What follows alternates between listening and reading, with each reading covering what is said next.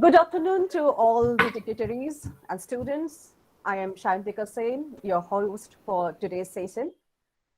With great joy and immense exaltation, I feel privileged to extend my warm welcome to all the present here for this virtual lecture series. This program is an initiative of English Department, Soit Matogini Hatra Government General Degree College for Women. Actually, this program is a part of our humble attempt to broaden the educational experience of our students by bringing the smartest, most engaging and influential people to encourage thought-provoking conversations and ideas. We strive to achieve our mission of seeking and spreading beautiful ideas while also allowing the passionate and dedicated students to be exposed to a diverse and vibrant area of people, background, and ideas. I hope you are going to have a good time with us today. Here, let me underscore that this program takes place under a very special and unusual circumstance. As you know, for the last couple of years, we are facing a crisis like no other. We are still struggling. The struggle is still on with this unprecedented situation. This is more severe and more complex than anything we have seen in our living memory. So for all of us, this means adapting and rethinking our lives and opportunities, which obviously brings us to this virtual medium. This lecture series is a part of it.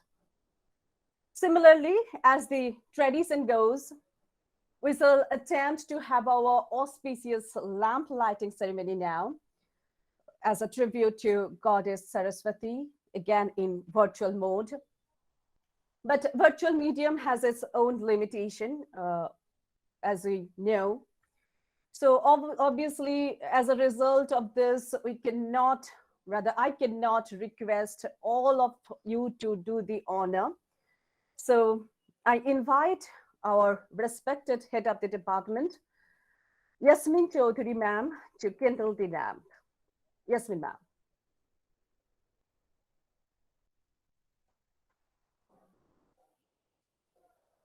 Hello, can you hear me, ma'am?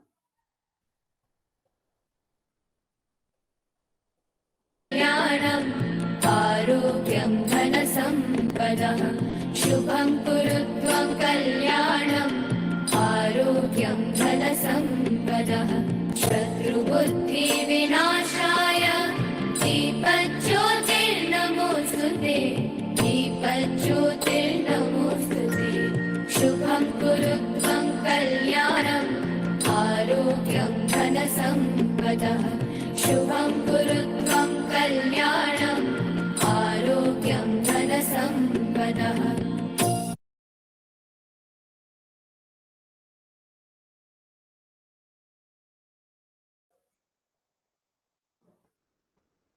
Ma, we pray for your blessings with all humility.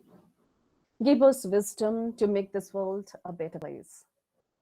May the truth prevail. May the darkness of ignorance be swept away by the dawn of self-realization. Thank you. Thank you very much, ma'am. Now you're moving forward. Education, as you know, is the first foot to the future. But tomorrow belongs to those who prepare for it today. It is the most powerful weapon we can use to change this world.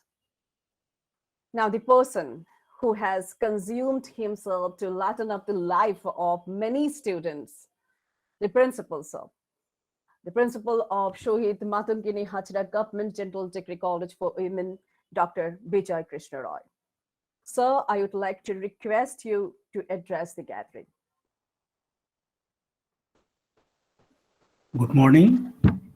Am I audible? Yes, sir. Yes, sir. Good morning and welcome to everybody. I am very happy to see a large number of students has participated in this webinar, 65. I express my heartfelt gratitude to the Department of English, the faculty members of English department for arranging a series of webinars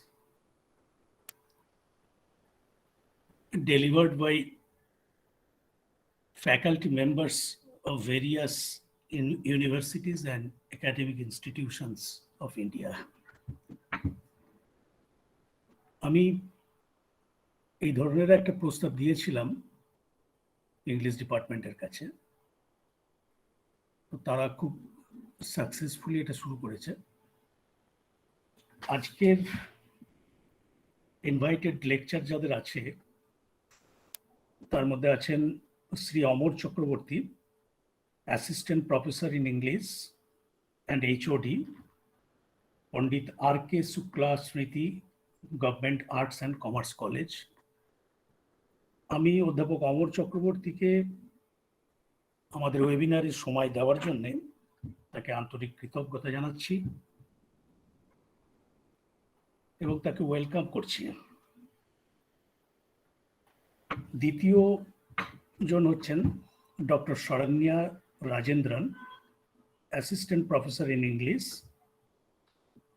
and head career advancement cell, KPR institute of engineering and technology.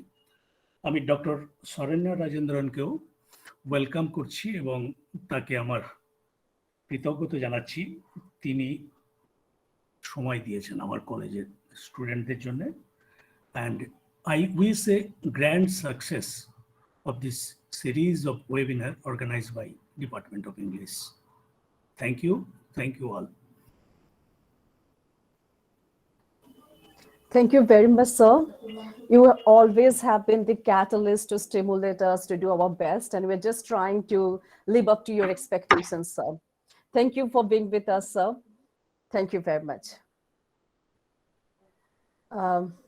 So now we will move on to our main purpose of this webinar. Now, again, I would like to welcome the speakers of the day, Mr. Amar Chakraborty and Dr. Shoranya Rajendran. Thank you, sir. Thank you, ma'am, for being with us. We are now going to proceed to our first lecture of this series. May I now request Hanifa Khatun, 5th semester English honors student, to introduce our first guest. Hanifa. Yes, ma'am.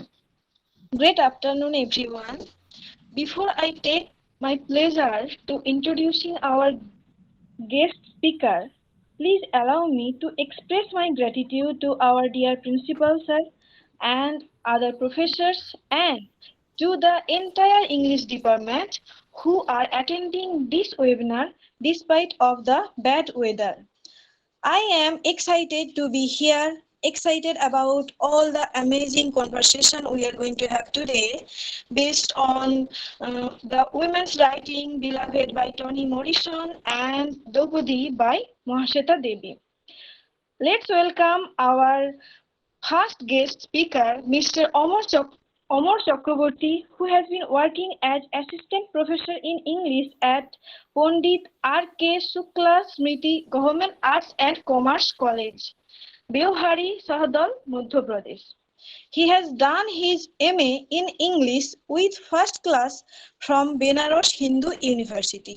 He has been pursuing his PhD in English at Benares Hindu University, Varanasi, UP, India since 2017 onwards. He has also taught at Madhupur College, Madhupur, Deoghar, Jharkhand, affiliated to Sidhu Kandhu Birsa University, Dumka, Jharkhand, as contractual assistant professor.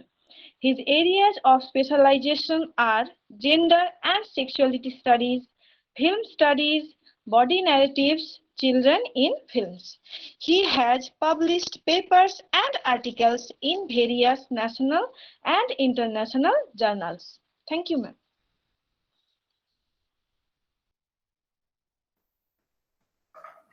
Thank you very much, Hanifa. So we have already gain certain familiarity with Mr. Chakraborty.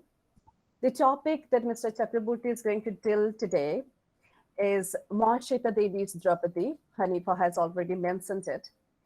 Students, as you know, that this particular text is not only a narrative of state violence, which has been treated with such alarming urgency, but also a tale of an unthinkable act of courage, of reclaiming and affirming your humanity in the face of those that seek to divest you of it through unimaginable violence.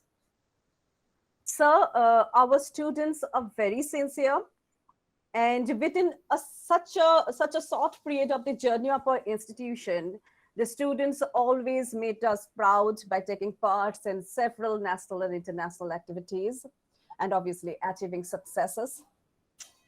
I am quite sure, so that today too, our students will definitely be very attentive to your deliberation, and thus they will definitely take the opportunity to enrich themselves in their academic preparation.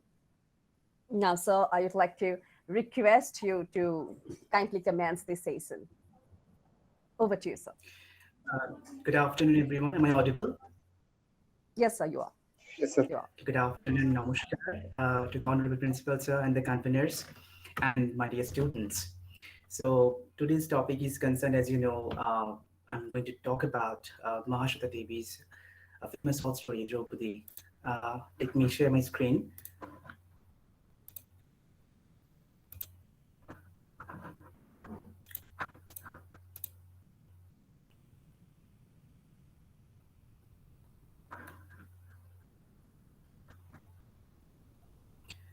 Is it visible? Yes, sir. Yes, sir, it is. Okay. Thank you so much. It's a pleasure to be a part of this online lecture series organized by Shohit Matungini Hajra Government General Degree College for Women. I have just modified the topic and I have extended it into Scars on the Body, a critical study of politicized acrimony and gender violence in Mahasweta Devi Draupadi. Mahasweta Devi, let's begin with a brief introduction about Mahasweta Devi. Mahasweta Devi is popularly known as an Indian writer in Bengali and an activist. She worked for the rights and development and empowerment of the tribal people, especially Lodha and Shabur of West Bengal, Bihar, Madhya Pradesh, and Chhattisgarh states of India. He was born in 1926 in undivided Bengal, especially in Dhaka, which is now Dhaka in Bangladesh. Her renowned works, for whom we can adore,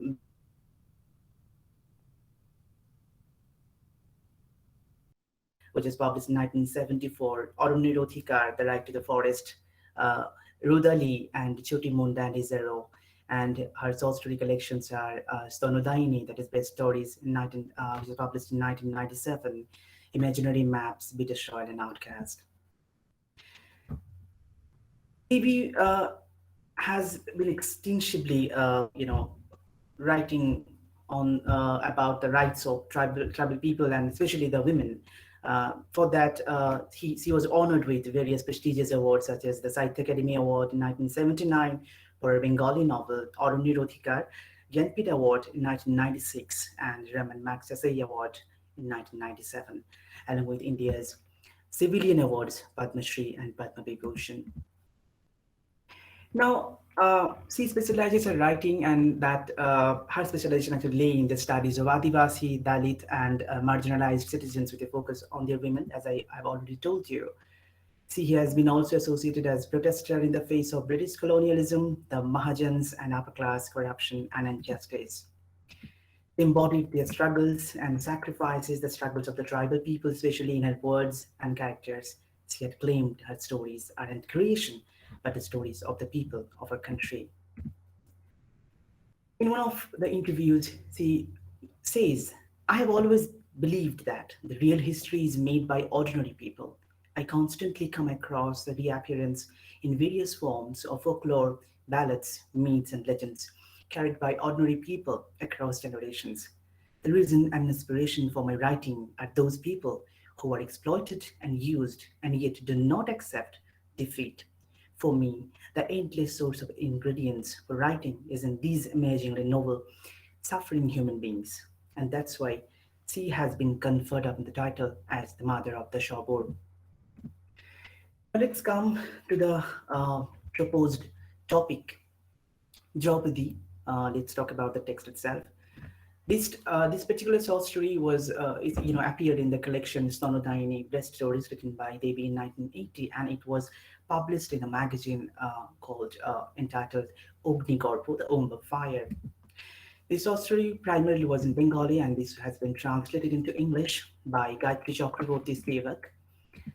And this particular English translation appeared in a famous journal called the Critical Inquiry. Now, this is Gayatri Chakraborty's paper, as you know. Before translating or after the translation, Spivak noted down why she was prone or she was interested or inclined to translate this short story particularly. She says, I translated this Bengali short story into English as much for the sake of its villain, Sena Nayak. We will know about him. As for its titular character, Draupadi or Draupadi. Spivak also says, in theory, Sena Nayak can identify with the enemy, but pluralist aesthetics of the first world are willy-nilly participants in the production of an exploitative society. Hence, in practice, Sena Nayak must destroy the enemy, the menacing other. He follows the necessities and contingencies of what he sees as his, enemies. Let's unfold the story. What is the difference between Draupadi, the character Draupadi in the Mahabharata, and the character Draupadi or Draupadi, especially in Devi's Draupadi? So this is a famous picture where Draupadi in the Mahabharata has been disrobed by Dushashan, and Krishna was saving her aid. Now, the Vedvyasa's epic, the Mahabharata, centers on Draupadi, the daughter of King Drupada and the common wife of the five Pandavas.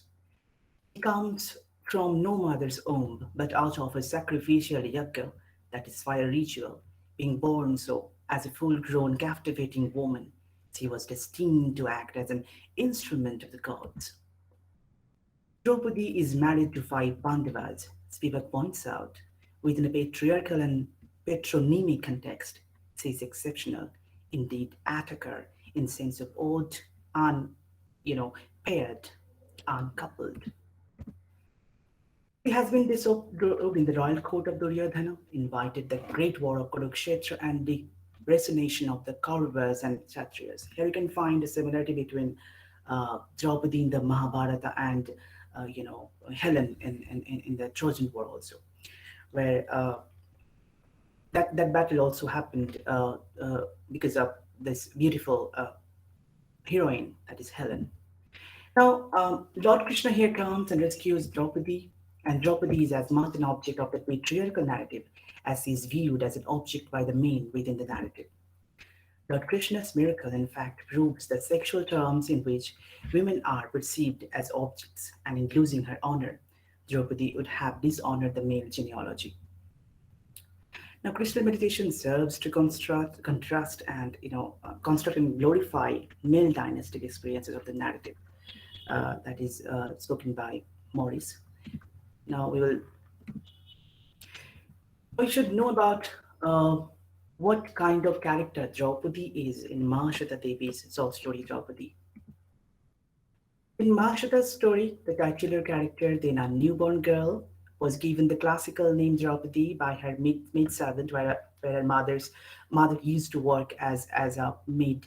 The name of that landlord is Sujasao. But it is a Sanskrit name, so in her community, this name can be pronounced hardly by the people of the community and clan. So they have distorted and tribalized the name into Draupadi. So Devi begins her story with the introduction, named Draupadi Mejan, age 27, husband Dulla Machi, domicile Chera Khan, Bakrachar, information whether dead or alive, and or assistance in arrest 100 rupees. So Devi begins the story in an abrupt manner. She has as if some major incidents has already have already happened in past, and now something is suspicious is going to happen. What happens? Devi actually situates this story, or especially Draupadi's stories, against the Naxalite movement, which was happening between 1967 and 71, and in the backdrop of the Bangladesh Liberation War of West Bengal and the ancient Hindu epic of Mahabharata, engaging with the complex politics of Bengali identity and Indian nationhood. This story also talks about the tribal uprising against wealthy landlords brought up in the fury of the government, which had led to Operation Bakuli that sought to kill the so-called tribal rebels. Draupadi has been described in the beginning of the story as most notorious Mechede, long wanted in many. In 1971, in the famous Operation Bakuli, when 3 villages were cordoned off and machine-gunned, Draupadi and Dulna Machi to lay on the ground, faking dead, murdering Surja Shahu and his son, who has been depicted as the landlord or the people belonging to the upper class society.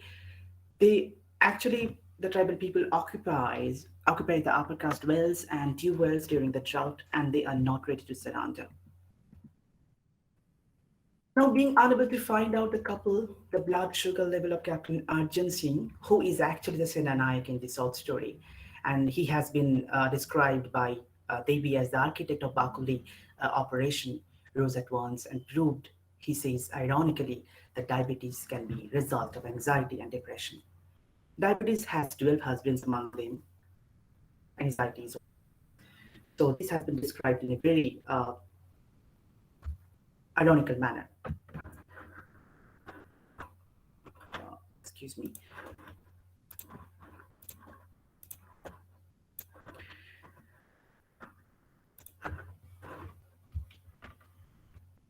Am I audible? Yes, sir. Okay, fine. Thank you.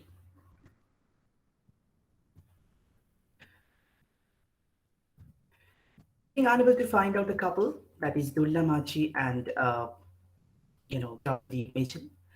The blood sugar level of Captain Arjun Singh, as I have discussed, the diabetes has been described here ironically.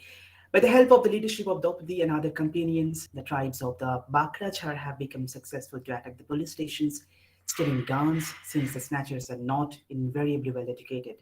They sometimes say, "Give up your chambers," rather than give up your gun, killing grain brokers, landlords, moneylenders, law officers, and bureaucrats. Now, Draupadi has been described as a black-skinned couple, and they have been, ululating like police sirens. Before the episode, they sang jubilantly in a savage tongue, incomprehensible even to the Santals, such as Samare Hejilanako Margoekope and Hendre Ramra Keche Keche, Podi Ramra Keche Keche. This proves conclusively that they are the cause of Captain Arjun Singh's diabetes, because this language was not comprehensive to Arjun Singh and his clan. Now, Arjun Singh, he was sent once again on Operation Forest Charkani, which is the most important incident in this short story. Learning from intelligence that the above-mentioned ululating and dancing couple was the escaped corpses, Arjun Singh fell on a beat into a zombie-like state, as Devi has described. Now, Captain Arjun Singh, the Sena Nayak, has often been described reading some books such as Army Handbook and other books like, which Devi has mentioned, like Deputy and Angry Handbook, right? Now, this book actually is not a book for everyone, as Devi has described. It is the most despicable and repulsive style of fighting is guerrilla warfare with primitive weapons, which is not, preferable to the ruler party. Annihilation at sight of any and all practitioners of such warfare is described the sacred duty of every soldier. Draupadi and Dulna belong to such fighters, for the two kill by means of hatchet and spike, bow and arrow, etc. In fact, their fighting power is greater than the gentlemen's. Not all gentlemen become experts in the explosion of chambers. They think the power will come out its own if the gun is held. But since Dulna and Draupadi are illiterate, their kind have practiced the use of weapons generation after generation because they have no ammunition. Finally, the impenetrable forest of Jharkhand is surrounded by real soldiers, the clan, the tribal people. The army enters and splits the battlefield. Soldiers in hiding guard the falls and springs that are the only source of drinking water. They're still guarding, still looking, and they're still, safeguarding that spring, the only source of water. Lukiram Kharai. Now he sees actually young Santal man lying on his stomach on a flat stone, dipping his face to drink water. He immediately, shot, and this incident has been described by Devi, in a very poignant manner. The soldiers shot him as he lay, as the 303 threw him off, spread-eagled, and brought a bloody foam to his mouth. He roared, Maho, and then went lame. Now, this Maho slogan is very much popular to the tribal clan. This is a kind of silent language so that they can communicate with each other that they are in trouble. Now, Devi here also sarcastically as well as pathetically describes the heinous treatment of the tribes in the following paragraph. Here I read. The search for Draupadi continues in the first Jharkhand. After the murder of, Dulna Machi, his dead body has been kept, unserved or have even not given interest or attention to his dead body, and his dead body was being eaten by ants. After that, Draupadi fled from that place, and she hid herself. And the search continues. In the forest belt of Jharkhand, the operation will continue. It is a carbuncle on the government's backside, not to be cured by the tested ointment, not to burst with the appropriate herb. In the first phase, the fugitives, ignorant of the forest topography, are caught easily, and by the law of confrontation, they are sought at the taxpayer's expense. By the law of confrontation, their eyeballs, intestines, stomachs, hearts, genitals, and so on become the food of fox, vulture, hyena, wildcat, ant, and worm, and the untouchables go off happily to sell their bare skeletons. Now, passage of time, Musa is also one of the fighters of the tribal clan.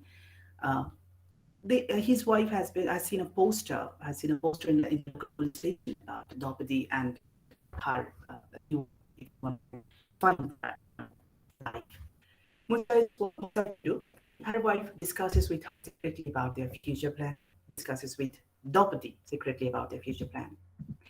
And now, Devi has sarcastically, again and again, repeatedly, described the cook here as Shanti Rakshak Bahini.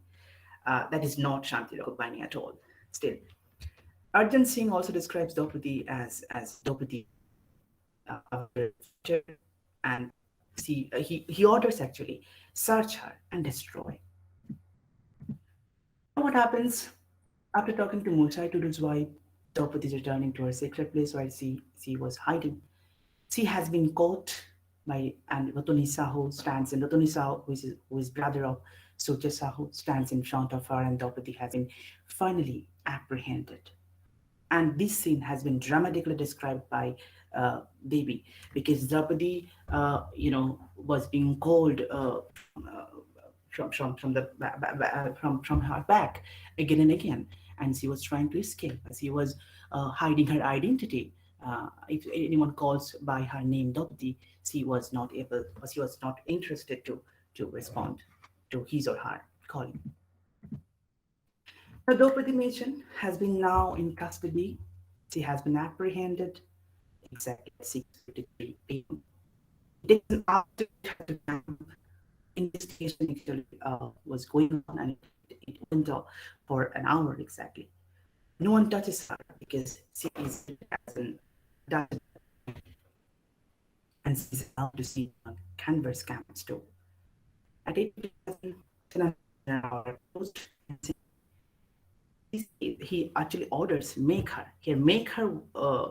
The phrase is very much dubious and is despicable if we decipher this word, decode this word, this phrase particularly, and do the needful. He disappeared. Actually, he ordered to rape her and to torture her as brutal as they can. Now, Draupadi Maiden has been gang raped brutally, and Mahasweta Devi has described this particular incident also and forces the reader to feel pain with Draupadi herself. She was feeling at the time. She says, shaming her, a tear trickles out of the corner of the eye. In the muddy moonlight, she lowers her lightless eye, sees her breasts, and understands that indeed she has been made up, right? That make her up, that order was given by Sinanayak. So she has been now made up, right? Her breasts are eaten raw, the nipples torn. How many? 4, 5, 6, 7. Then Draupadi passed out. Now, in this situation, any woman or any girl can break down. But instead of breaking down, Draupadi or Draupadi especially stands up and tears the white piece of blood-smeared cloth into pieces by her death. Now, Draupadi Maiden is brought to the tent and thrown on the straw. Her piece of cloth is thrown over her body. Sinanayak appears again, and he was surprised. Sees Draupadi naked, walking toward him in the bright sunlight with her head high, stands with her hand on her hip, and when he asks, "What is this?" Draupadi replies, "The object of your search, Draupadi Maiden. You asked them to make me up. Don't you want to see how they made me?" Now, this is the Bengali translation. I would like to read it out in Bengali because I want to just grab the essence of this short story. দ্রৌপদীর কালো শরীর আরো কাছে আসে, দ্রৌপদী দুর্বোধ্য, সেনানায়কের কাছে একেবারে দুর্বোধ্য, এক অদম্য হাসিতে কাঁপে। হাসতে গিয়ে ওর বিক্ষত ঠোঁট থেকে রক্তপট ঝরে এবং সে রক্ত হাতের চেটোতে মুছে ফেলে। দ্রৌপদী কুলকুলি দেবতার মতো ভীষণ আকাশ চেরা তীক্ষ্ণ গলায় বলে, কাপড় কি হবে? কাপড় ল্যাংটা করতে পারিস, কাপড় পরাবি কেমন করে? মরদ তো। চারিদিকে চেয়ে দ্রৌপদী রক্তমাখা থুতু ফেলতে সেনানায়কের সাদা বুশ শটটি বেছে নেয় এবং সেখানে থুতু ফেলে বলে, হেথা কেউ পুরুষ নাই যে লাজ করব, কাপড় পরে পরাতে দেব না। আর কি করব? আর কি করবি? লে কাউন্টার, লে কাউন্টার। দ্রৌপদী দুই মর্জিত স্তনে সেনানায়ককে ঠেলতে থাকে এবং এই প্রথম সেনানায়ক নিরস্ত্র টার্গেটের সামনে দাঁড়াতে ভয় পান, ভীষণ ভয়। Here we can remember the incident when Draupadi in the Mahabharata has been disturbed by Dushasana. She stands still. She was calling Krishna for her help, and Krishna comes and helps her. But after that, she curses also. But here, there is no one beside Draupadi who can stand by and who can help her. She was not calling or she was not summoning the name of Maram Guru.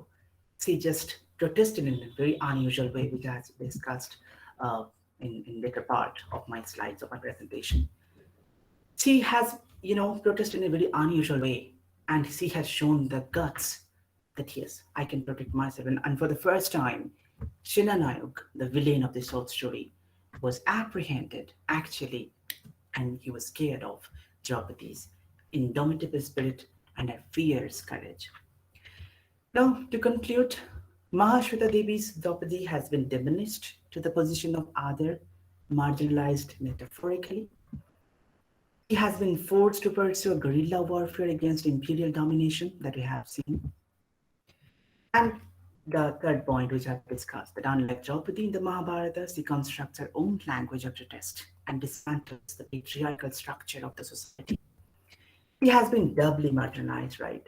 As a tribal woman, or as a tribal, and secondly, as a woman. Now, thus he becomes a hero in Devi's eponymous short story. Devi does not represent Draupadi romantically.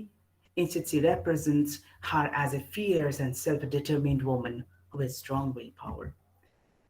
And she does not summon Maramoro at the time of her danger. She finally negates to cover her body and protests against heinous crime in an unusual way. This is the song I just want to play and I want to listen to this song because this can be unofficially called an anthem of tribal people. So listen to it.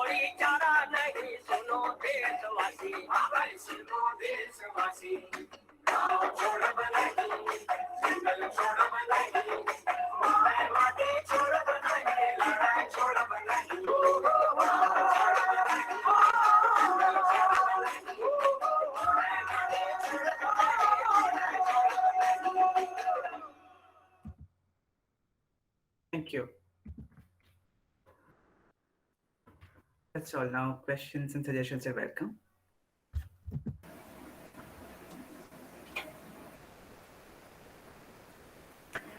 Thank you very much, sir. It was quite an engaging session. So has beautifully delineated the comparison between Draupadi of Mahabharata and Mahasweta Devi's Draupadi.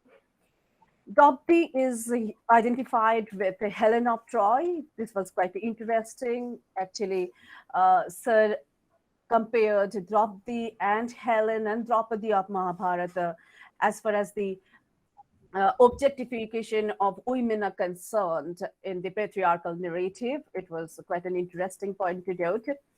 The speaker was very careful in emphasizing the contrast Mahasweta Devi's Draupadi makes with Draupadi of Mahabharata.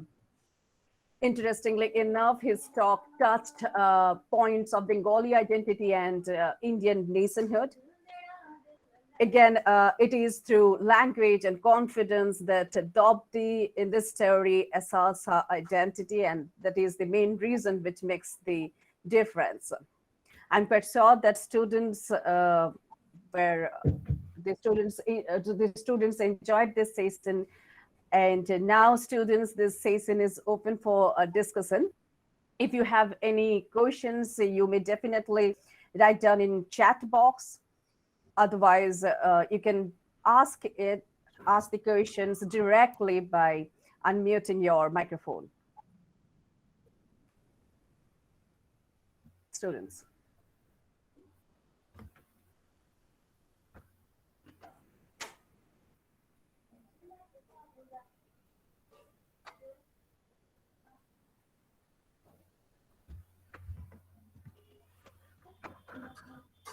Sir?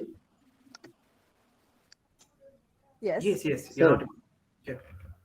Sir, you are telling about the metaphors of the diabetes of Captain Arjan Singh. Sir, can you repeat this session? Sentence of the term you want me to repeat? The diabetes here actually has been described as a tension, because when they have become successful after Operation Bakuli, and they have successful by murdering, Dulna Maji, husband of Draupadi. But when this Draupadi, the woman herself, becomes a rebellious type of, woman, and she actually gathered the courage to unite all the tribal people to raise a voice against this Shenanayok and their operation. This thing actually is getting out of nerves for Shenanayok, that is Captain Arjan Singh. So this diabetes metaphor has been used sarcastically by Mahasweta Devi to emphasize the challenge that is going to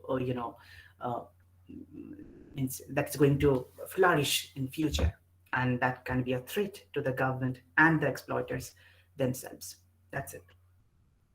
Okay, sir. Thank you.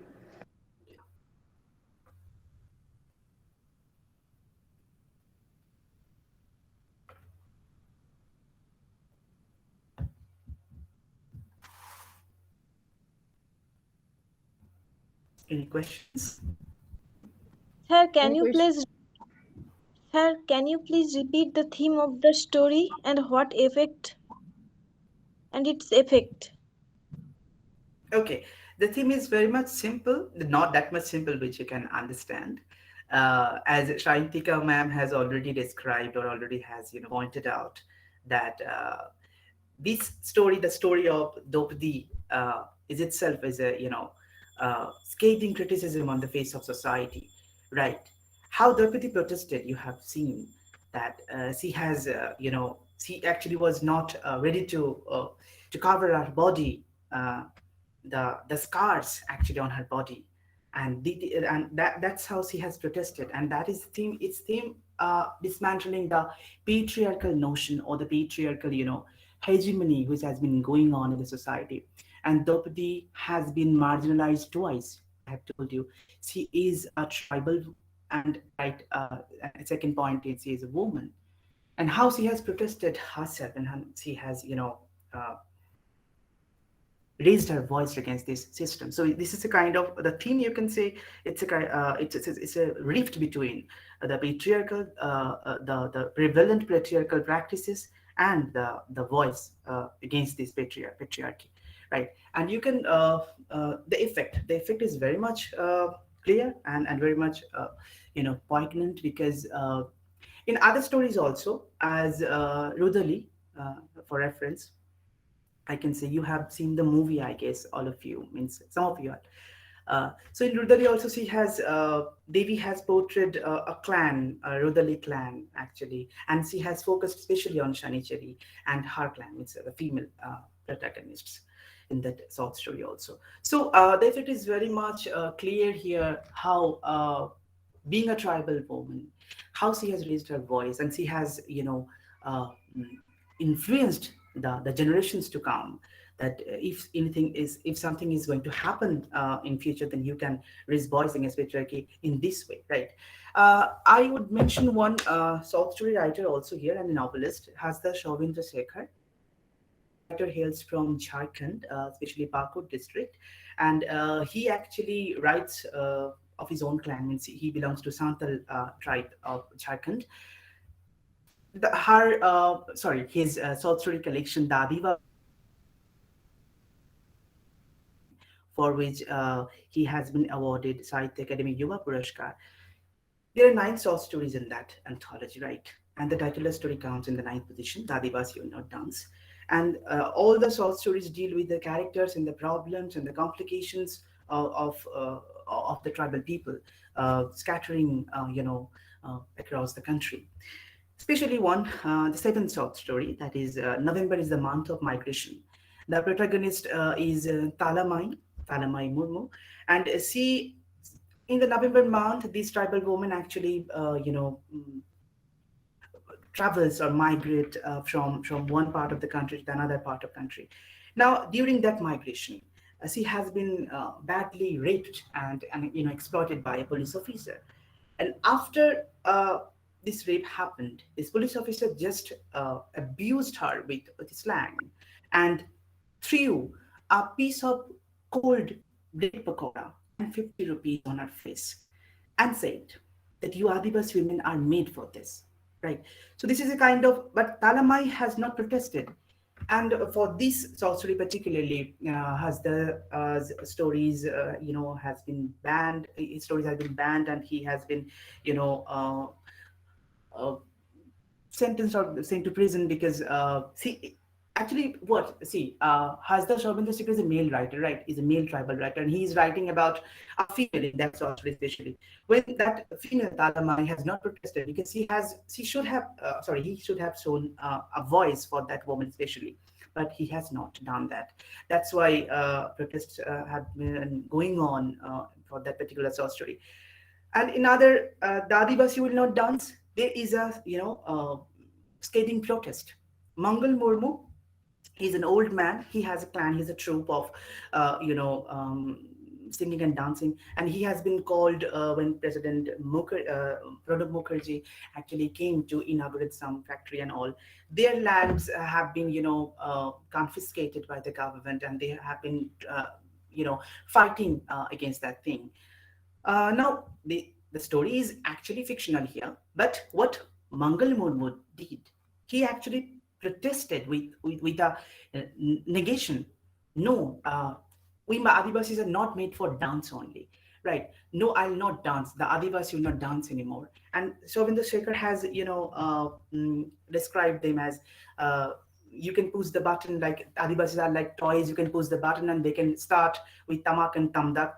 Those are the instruments used by the Santal tribe. So we are not toys anymore. So no, the Adivasi will not dance. He has protested against the affirmation. So this negative sentence actually becomes scathing affirmation. So these are the things or effects from these short stories written by Mahasweta Devi on the later generation of poets and writers. I can clear. Thank you, sir. Thank you. Thank you very much, sir. Is there any question? Okay, then.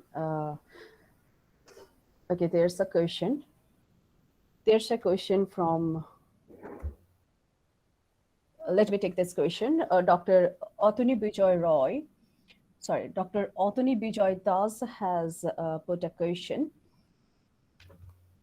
Well, he asked, so kindly explain what lessons should learn by present day rape victim lady from this story. Okay. So what is the contemporary influence of this story can have to, means in regard to the rape victims, how would it inspire them is the question probably. Thank you, Autumn. That's an interesting question. Yes. Actually, Draupadi in this short story, she has become a mirror to the society, right? She should have broken down after this incident. She should have committed suicide, or she should have, surrendered herself in front of the Senanayak, and she should have been killed by the Senanayak. But what she did, she was not ready to cover her body because she wants to show the mirror to the society represented by Senanayak himself. That, see what you have ordered to make me, and they have rebuilt me. They have actually rebuilt my confidence.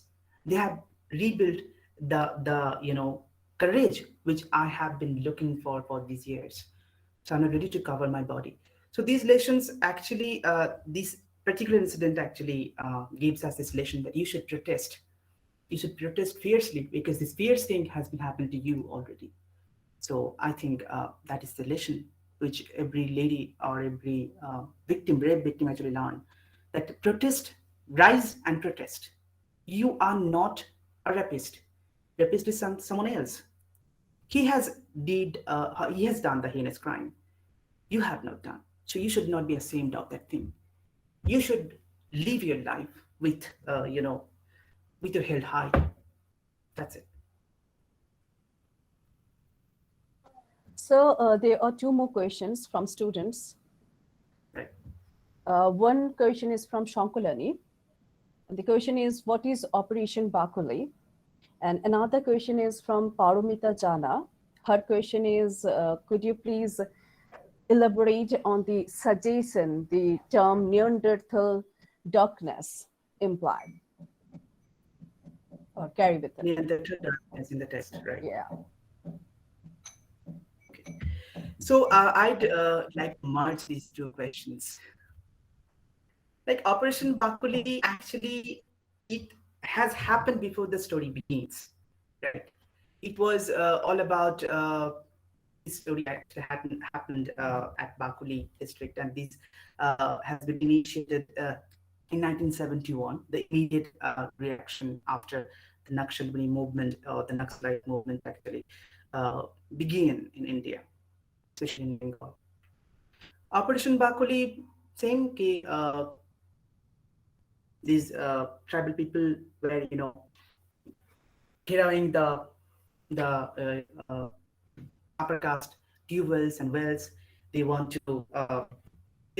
actually water, but there was actually initial uprising of this tribal movement, which is known by Operation Bakuli, and it has been initiated or have been controlled by Captain Arjun Singh.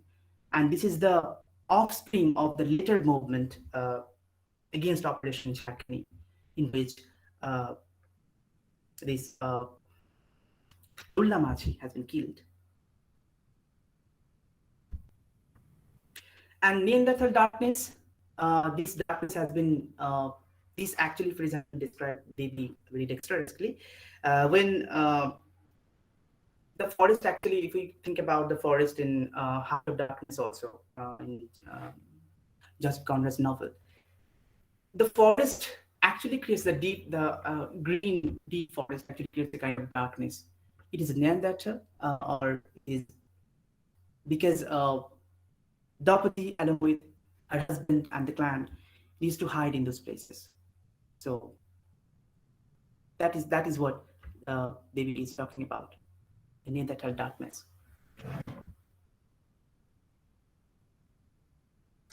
Thank you very much, sir, It was really a quite interesting session with you, sir.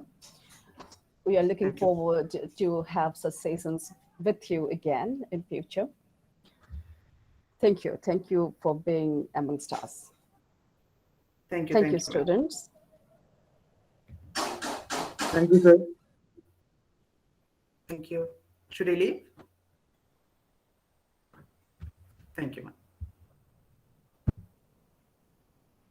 Well, students, we are in for a real treat today. Actually, we are going to have another session right now. We have with us another reputed professor. Now, I would like to request Kasmira Khatun, third semester English honors student of a college, to say a few words as an introduction. Kasmira, are you here? Yes, ma'am. Over to you. Good noon to everyone present here. My name is Kasmira Khatun.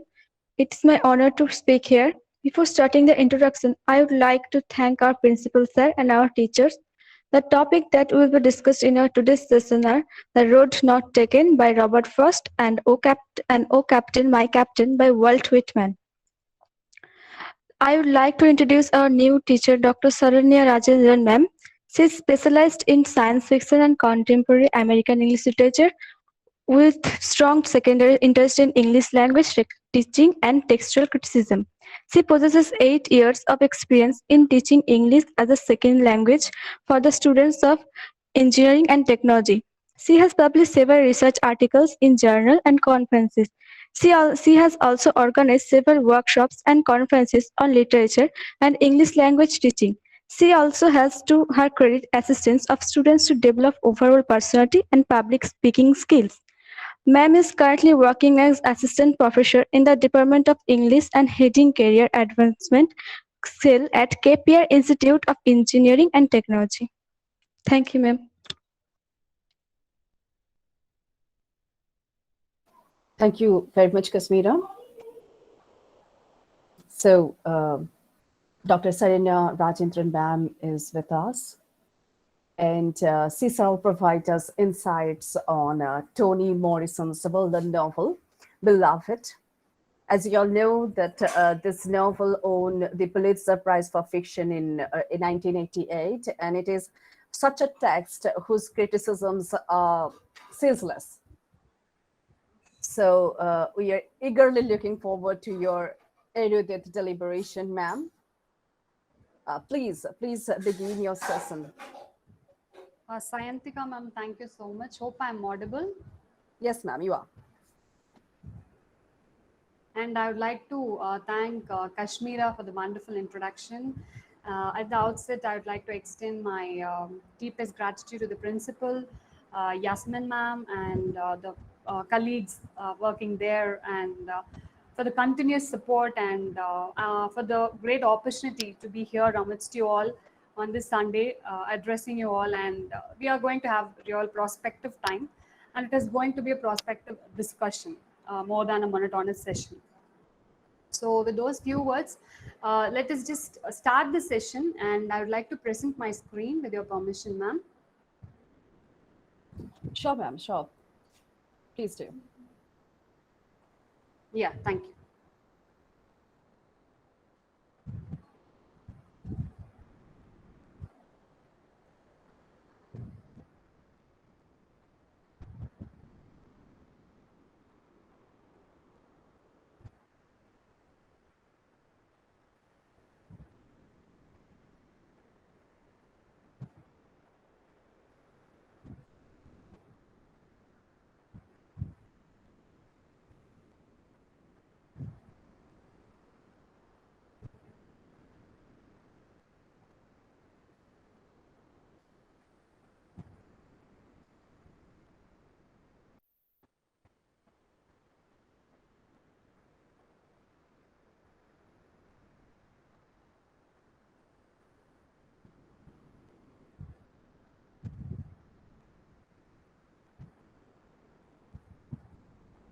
Yeah, I hope the screen is visible, ma'am. Yes, ma'am, it is.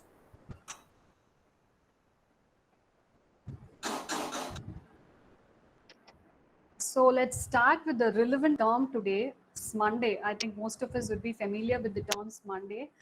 The moment when Sunday stops feeling like it's a Sunday and the anxiety of Monday kicks in. Right now we are in pandemic, or we are almost at the end of pandemic or the start of new pandemic. We are yet to find out. But this Monday is always there, whether we work from home or we work online or we work in the office or college, whatever it is. Like when the Sunday stops feeling like Sunday, and the plans of Monday or the to-do list of Monday starts to just tap us, and we gear up for the week. So I think we are almost in that time, especially 4 o'clock. We can say it's definitely is Monday. But I'm wishing you all a very prospective week ahead, and I'm really happy and glad that even in this Monday mode, I can see a lot of students actively participating, because I was just there in the session, half of the session of the previous lecture, and you were actively participating. And I think this Monday, we escaped this Monday. So knowing the term, let's start with our author, Toni Morrison. So she was actually born as Chloe Anthony Wofford on February 8, 1931.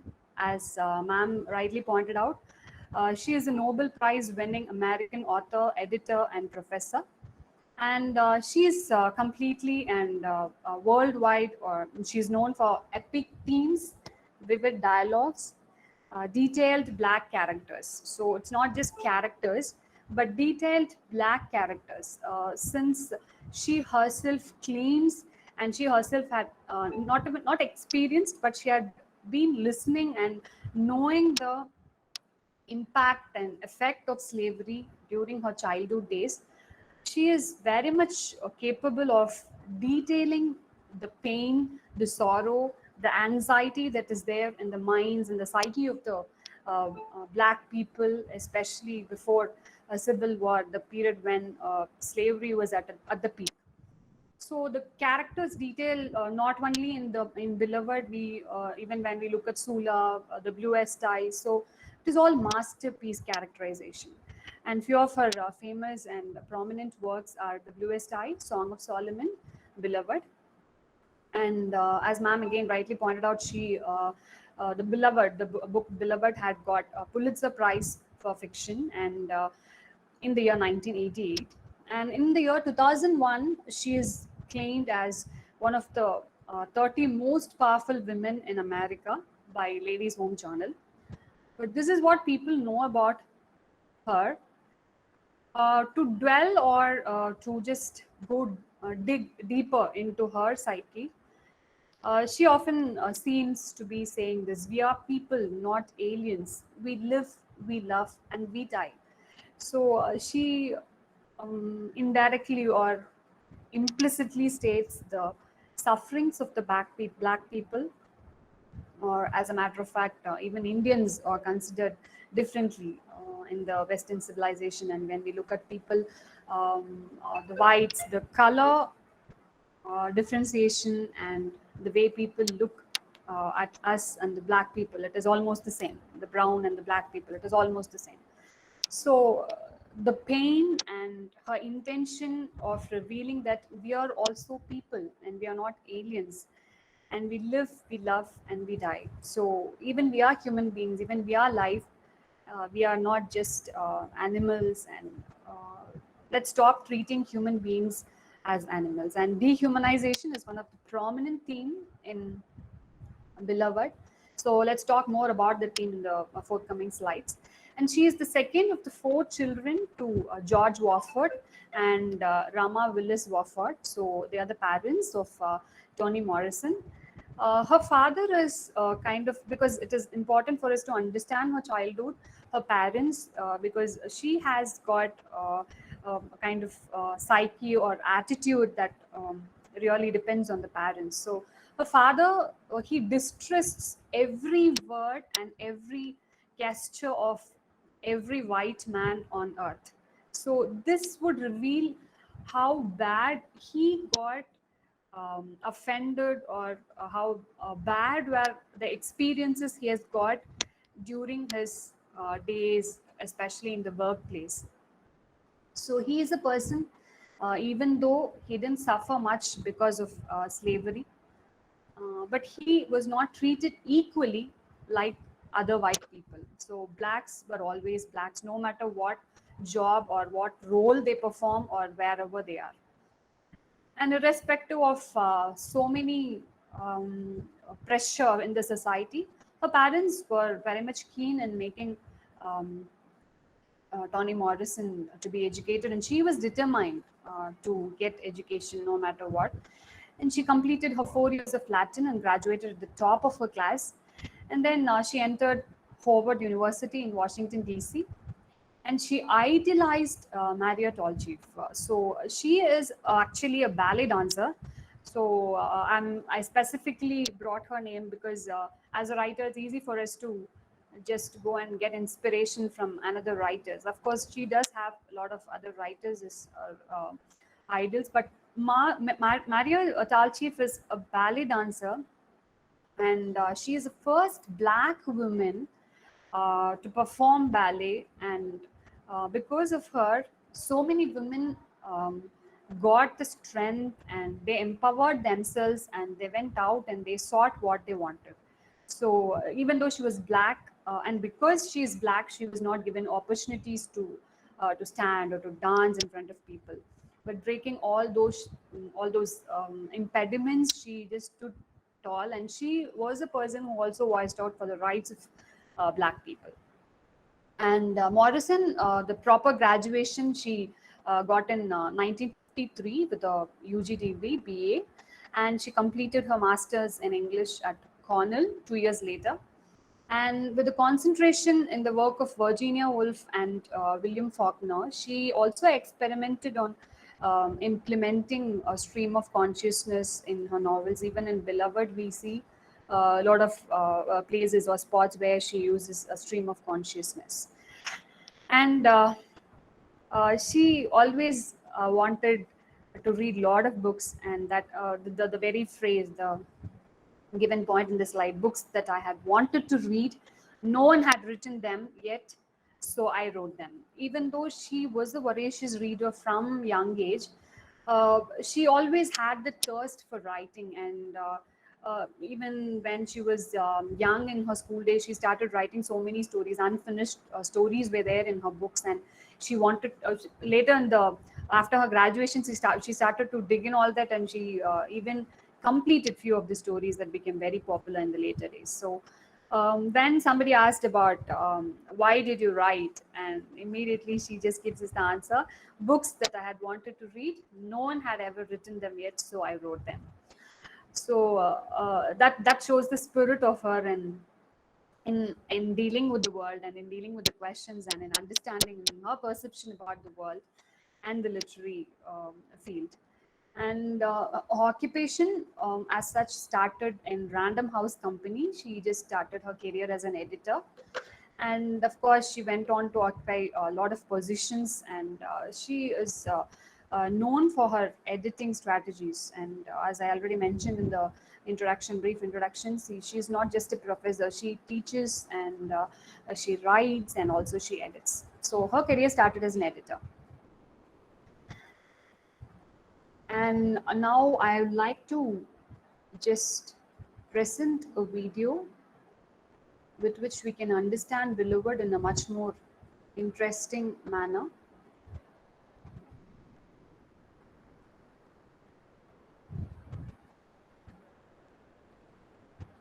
Because we all know the plot summary, even then just brushing up would be really good. So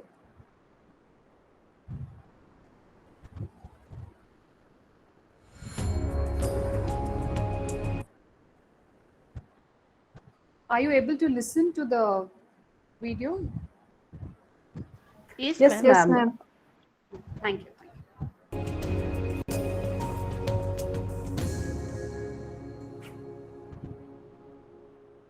Toni Morrison's Beloved is divided into 3 sections. Each section begins by personifying the house in which the main characters live. Through a series of flashbacks and dialogues in the present, we learn about major events in the lives of people brutally dehumanized by slavery and those who profit from it. Part 1 of Beloved begins with the introduction. 124 was spiteful. The house at 124 Bluestone Road in the outskirts of Cincinnati is haunted by the ghost of a murdered baby. Setha, a former slave, and her daughter Denver live there with the ghost. Setha's 2 sons have been driven out by the ghost, and baby Suggs, Setha's mother-in-law, has died. The arrival of Paul D begins the rising action. The last of the Sweet Home men, he drives out the ghost and moves in. Just as they are all getting used to the new family arrangement, a strange, disturbing woman arrives at 124. She doesn't know where she's from, but she tells them her name is Beloved. Completely unable to care for herself, she moves in with the family, asking strange questions that bring up painful memories of the past. Setha and Denver care for her as if she were an infant. Setha begins to answer Beloved's strange questions, which contain details of the past that only Setha knows. Denver comes to believe that Beloved's the ghost of her dead sister. Beloved's presence exerts a control over Paul D and eventually moves him out into the cold house.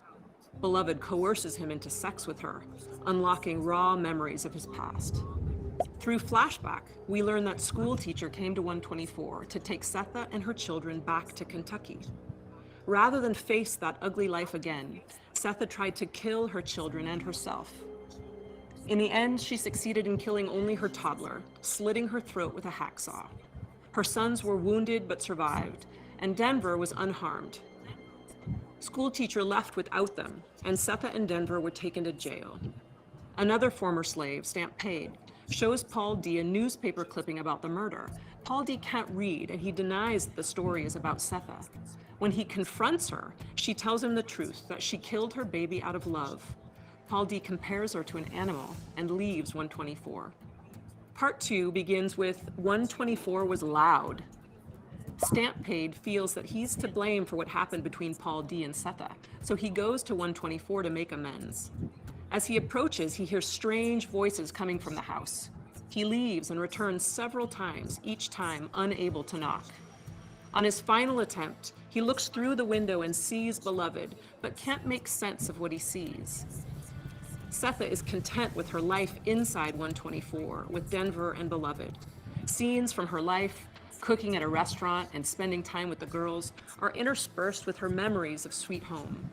She no longer minds talking about her horrific past. Beloved tells Setha that she's come from the other side, and Setha understands that the strange girl is her dead baby who has come back to her. She tries to explain to Beloved that she killed her out of love. Paul D sits on a church porch and tries to make sense of his memories. He thinks back through every step of the escape plan, and he wonders what went wrong. Stamp Paid finds him and apologizes for telling him the truth about Setha. Part 3 begins, 124 was quiet. Setha has stopped working at the restaurant, and everyone in the house is starving. They have squandered their meager savings on ribbons and colorful clothes that delight Beloved. Denver has been shunned, and Setha now spends all of her time with Beloved. Denver decides to leave the house to seek out work. The neighbors leave them food on a stump by the house. News spreads of Beloved's puzzling appearance at 124. And in the climax of the novel, 30 women from the community come together to chase the ghost away. Denver's boss, Mr. Bodwin, also approaches the house to pick up Denver for work. Setha sees him and mistakes him for school teacher. She moves to attack him with an ice pick, but is stopped by Denver and the women. With this, Beloved vanishes. Setha loses her mind and lies down to die in 124. In the falling action, Denver has a good job and is working toward attending college. Paul D returns to Setha to tell her he wants a future with her, getting her back up on her feet to walk again. In the resolution, the members of 124, along with the community, have been released from the stranglehold of Beloved and begin to move forward into a different life.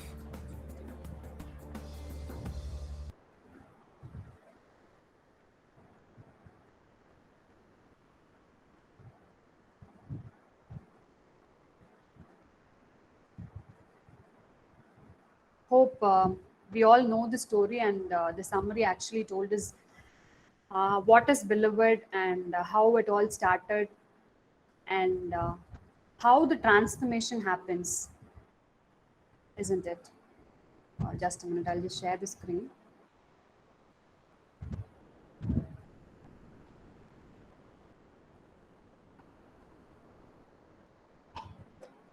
So before we move further, I would like you all to answer the question. What is peace? According to you, what is peace? You can just drop the answers in the chat box. How do you define peace?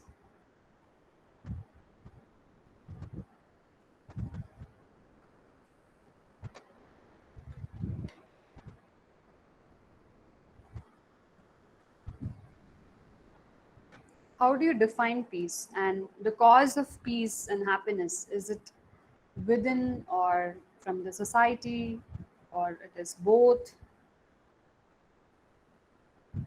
You can just drop the message. You don't have to give the right answer. You just have to tell me what is peace according to you. So you can just drop the messages. And before that, I'll also go about with the key facts. So the important facts that we are to know about Toni Morrison's Beloved is, it is a 1987 novel, but still relevance is there, of course, especially with the women community, not exactly with slavery, but with women community. Yes, even now we have the relevance, and the relevance actually makes the author survive, isn't it? So we have Shakespeare still surviving with us. Shakespeare's works actually make him survive with us just because of the relevance. And similarly, Toni Morrison's Beloved and many other novels have relevance, which makes her and her work survivable. So it is a historical fiction, because it has reference to the slavery and the aftermath of brutal, cruel slavery, which was American Civil War. Even though a lot of reasons were there for American Civil War that broke out from 1861, the main reason was slavery. And this novel could be called both as historical fiction and also as a ghost story. I really hope the music of the video also scared initially. Similarly, the novel, the tone of the novel, even though it is not scary, the adjectives that are used to scare, or that are used to give us a great threatening effect, it is not used yet. We can feel that because of the tone that is used by Toni Morrison. And it is ghastly, yes. So the point of view or the narration is anonymous and omniscient narrator. And we happen to see a lot of, it is not just anonymous or omniscient narration throughout the novel. We also have monologues and chorus, especially in the chapters between 20 and 23. We happen to see a lot of monologues and chorus. Yes, as I already mentioned, it is a third person point of view. As narration is omniscient, it is written in third person point of view. And the tone of the novel is regretful tone and mournfulness, continuous mournfulness is there. It is not just for the dead people, the characters mourn, it is for the life that they live. So it is not just for the past that they mourn, but even for the present that they are living or they are existing, they have that mournfulness. They live without mourning. And there is always the shift between immediate and distant past. Even in the video, she would have mentioned that flashbacks. So often we happen to know about the Sweet Home. Sweet Home is a place where Seth and other co-slaves were there with the masters, and how they were experiencing slavery and how they were treated as slaves and how they were working. And that is the place. Sweet Home is a place where people were dehumanized. So we happen to shift between the present and past, and the flashback technique is used by Toni Morrison to indicate what had happened in Seth's life and Paul's life, and what was and who was only in the flashback technique we happen to meet a lot of other characters like school teacher and Mr. and Mrs. Gardner. They are the first owners of them. And in the year 1873, this novel is exactly written. The setting takes place in 1873, and with frequent flashbacks to the early 1850s. So, as I already told you, the time setting is 1873, but the flashback is again in 1850s. So, around uh, 23 years back and forth, the author is trying to take us back and forth. So pre and post Civil War experiences are also mentioned there. And yes, I think I have a message. Very good, Hanifa. When we are at ease, free from disturbance, it is peace. And Kya, she has mentioned, I think peace is the happiness of mind. Good.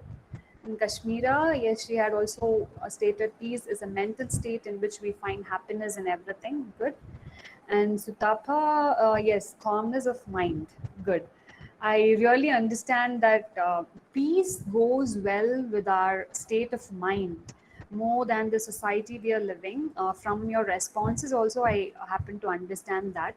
So, yes, really great to know that. And these messages, we all have it as a backup, and we'll finish the discussion about the novel and we'll get back to this perception of us about peace. Good. Thank you so much, guys. You let me know that you are with me. Good. And Cincinnati, Ohio, yes, it is the place where most of the action of the novel happens, and the flashback goes to Sweet Home, that is the plantation in Kentucky, and prison in Alfred, Georgia. So they consider it is again irony, a paradox. Sweet Home, it is not sweet as it sounds. It was bitter as possible for Seta and her partner Hal and the other co-slaves. They were all, when they had Mr. and Mrs. Gardner as the owner, they were treated like humans, even though they had to work and slog like anything. They were treated as humans. But when those two people, they were dead, they were actually succeeded by their nephew, who came there along with his cousins and the school teacher. So I think we would have noticed the character school teacher. He just comes and haunts the slaves by raping. Even men were brutally sexually abused, and women, of course, it is no need to say or no need to express how physically they would have been tortured. And Seta was continuously she was a victim, and she was continuously dehumanized by these people, and the brothers and also his cousins and also the school teacher. So Cincinnati is a place where now, I mean, when the novel starts, Seta is found to be in Cincinnati, Ohio, and she is there living, even though she seems to be living as an individual, independent woman. She is still a prisoner of her past that happened in Sweet Home, and especially in Kentucky. And yes, she's still a prisoner, even though she seems to be a free, independent woman. She's still a prisoner of the past. Yes, and to look into the forms in the novel is, we can say that mostly it is about the journey. That is from Sweet Home to Baby Sucks. So Baby Sucks is the mother-in-law of Seth. And Seth actually marries Hal, Baby Suck's son. So the only son she could keep alive, because the other sons were born as a result of rapes by the white men. She could kill all those babies, and she just kept this baby Hal because it was really the purposeful output or outcome of the love she had for a black man. So Baby Sucks is a mother-in-law of Setha, and once Hal works for 7 years, he gives the master is giving freedom for Baby Sucks. So till then, Baby Sucks was also a slave, but Hal's working period was enough to satisfy the owner, and he was able to give freedom for Baby Sucks. And she readily accepted the freedom because that is what her son wanted, and she came and she's living in Ohio. And now Seth was compelled to escape, was determined to escape sweet home.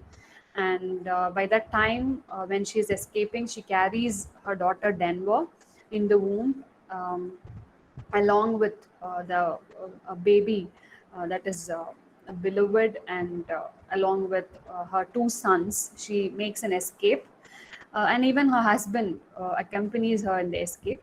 So the journey, why the form of the novel, I have mentioned it as journey, because the journey of Seth from Sweet Home to Ohio, it has lot of incidents where Seta had to hide, and she had to disguise, and she had to she accidentally meets few good people, and she had to cross the river, and she was often encountered by other men, as hell got separated on the way. Keeping the baby safe, keeping herself safe, keeping the son safe, which was very tedious for her. So the journey itself describes, even though it just goes in flashbacks, it describes how being a slave, being a black woman, because she should not be caught by the owner or by the persons, and they would inform the owner, and they would come and collect them, just like how they collect the goods. And yes, the second form, or we can even say this novel as a coming of age novel, because it just gives us how Seta turns herself into Ohio, or how Denver, especially the character of Hope here is Denver, how Denver changes from being immature to a self-determined woman, an independent woman, of course, with a lot of incidents that happen in her life. And the rightful heritage of personhood she understands and she expresses only at the end of the novel. And a realization of adulthood also happens with Denver only at the end of the novel. Even though she is adult in the novel, especially in most parts of the novel, she attains the adulthood and the maturity only towards the end of the novel. And yes, the Georgia prison camp at Cherokee Village, that is in Kentucky, and an idyllic plantation to the banks of the Ohio River.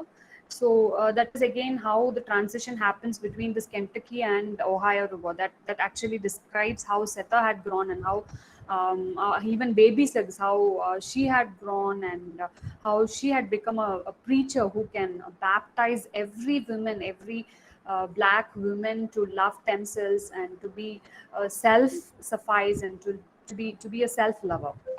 So burden of hurt and humiliation and shame is always there with everybody, because especially Seth, she murders her own daughter just to save her from this slavery. So that burden of hurt, humiliation, and shame runs throughout the novel. When a shame, that is when Paul D finds out what Seta did to her own children was really not acceptable by him, and the sense of shame just creeps over throughout the novel.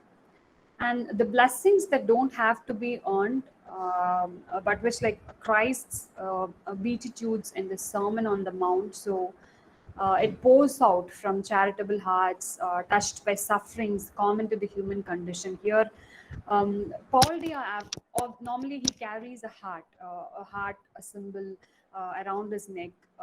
He also, even though he's a male, black male, he also suffers the incidents of slavery, and he keeps everything. But Paul D, not unlike Seta, Paul D compresses everything, confines everything in that heart pendant that he always wears, and he just keeps it locked inside that. And the sufferings that happen to the human condition is mounted in that heart. And just like how Jesus Christ comes as a salvation, and the heart with the nerves, red heart with the nerves, it actually is a symbol of how sufferings were given even to Jesus Christ. So just like that, it is being related here. And to move on to the next slide, yes, the symbol itself states, I have just given the symbols here. So this symbolizes symbolic healing charis. This symbolic healing charis, if we want to talk about in detail, baby Suggs, she just goes baptizing, and she just not religiously baptizing, she just goes and preaches once in a while to the black women, because they live in a community in Ohio, and she often gives a lot of preachings, and she touches people, she preaches a lot, and she makes the women understand virginity, understand that peacefulness and happiness comes from within, and it is not just, it doesn't lie on the body parts, it is not in the private parts that you have, it is not in the womb, it is not in the torture that had been given to the private part. So the caress touch that is always there, it acts as a symbol. And baby Suggs, she is a strong, determined woman. She is a role model of all other black women, to just get through whatever had happened to them by the white people. Let it be rapes, or let it be it was not even intended touches, or not unintentionally. They would have encountered so many things. Yes, physical abuses, sexual abuses. So that healing caress is only found from a baby Suggs. And coming to the symbolic role of nature, yes, water becomes inseparable, and the setting, it all plays along to reveal how the slaves have been suffering, and water is always there accompanying the novel, Setha, and even Beloved, because whenever whenever the amniotic fluid, when she was about to give birth to Denver, when she was crossing from Sweet Home to Ohio, crossing a river, she was about to be broken, and she almost, her amniotic fluid broke, and she gave birth to Denver. Yes, and the same feeling, that urge of urinating that happens to her when she sees a beloved in front of her house, not just as a ghost, but as a human incarnation of her own daughter. So that water always travels, the nature always travels in the novel in order to implicitly state certain reasons. Yes, and even the red heart symbolization, I already talked about it. Yes. So this is the character sketch, or the beloved's family. We can say a beloved's family tree. Seth's mother. So we can start from wherever we want. Maybe we can start from Baby Suggs. So Baby Suggs, as I told you, she is the mother of Hale, and Hale and Setha were married. They begot children, and the names of the children, two sons, Howard and Bugler, they were the two sons, and then Beloved, and then Denver. So Beloved was named like that, and she is an incarnation of not just the daughter of Setha. She actually represents, in the novel, she represents all the slaves, around 60 million slaves. They were dead during this slavery and bondage that was happening for real before the Civil War period. So and then comes Denver. So these were the children of Setha and Paul. And Paul D had always been keen on having Setha in his life, but unfortunately he didn't have the chance, as Setha and Hall, they marry. But in later part of the novel, Paul D was found to be in the prison, and he escapes the prison, and he just comes and meets Setha. And in the end of the novel, we happen to see that Paul D unites with Setha. And Setha's mother, yes, Seth's mother, she is not given any name, but the way she was undergoing torments is also revealed in the chapters. And she is exactly, Setha was actually the depiction of her mother, how her mother had loved her. That is how she loves Denver, and she is just the motherly incarnation. Most of us would even find her cruel for killing her daughter Beloved, but she had her own reasons why she had killed Beloved, because she was preventing Beloved, and she didn't want Beloved to be hurt by the slavery. She didn't want her to experience whatever she had experienced, and it was also kind of a threat which she gives to the school teacher who comes to know that she is in Ohio, and she wants to take her back, take even her children back to Sweet Home, and she threatens him and she kills herself. She tries to kill herself, and she tries to kill all the children, and but actually she kills only beloved. So this is a family tree, and now the detailed description of all the characters can be found in this slide. Yes, again, from moving from Seth, we can easily find out whatever happened. I mean, the incidents of the novel, the prime incidents of the novel in this chart. Yes. So again, Mr. and Mrs. Garner, I already told you about the previous owner. They were married and they were the owners. So they were sweet, and Mrs. Garner even gives earrings to her wedding. And mind you, weddings were not as gala and as same for black people, because they were not even allowed to wed. Because it is just like having sex with the one person whom she likes or he likes, and there ends the definition of marriage. But Setha wanted to really have a wedding, just like how white people had, but it never happens. But Mrs. Garner was sweet, and she gave her the earrings for her wedding. And then yes, we have baby Sat. She was not a cruel mother-in-law, just like how mother-in-laws are described or depicted in the real life. But she was very sweet, and she is a person who just gives nourishment for Set's psyche. Once she arrives to 124 Blackstone, that is in Ohio, she she nurses, and she nurses Setha back to health, and also somewhat she was happy when baby Seth was there, but she dies unfortunately. And then she protects Denver. She loves Denver, and Denver loved baby Sets. Even though she was a grandmother, she was not. She didn't distance herself as a grandmother with generation gap. She was really could relate with the sufferings and with the happiness that was in her period. And yes, Seth also in turn respected and loved her. And what happened to this guy, the Seth's husband Hal? He actually on the way he just goes off missing, and he buys baby Seth's freedom, as I already mentioned. And he was baby Seth's favorite child, as I already mentioned, because he was the only person, he was the only child born to her for the black man. So maybe I leave this slide with you. You can just ponder on this with the incidents that had happened. And moving on to the next slide. Yes. Detailed character analysis. I've just given the adjectives that comes to my mind when I read the novel. Setha, the struggle. So she struggles inside out. She struggled a lot of. She, even though she is determined, even though she is noble, and even though she's proud, she struggles throughout the novel. She struggles internally, and initially she struggled externally. So because of that struggle, she carries the struggle, she carries the past in her mind, and she struggles in the present, not thinking of the future.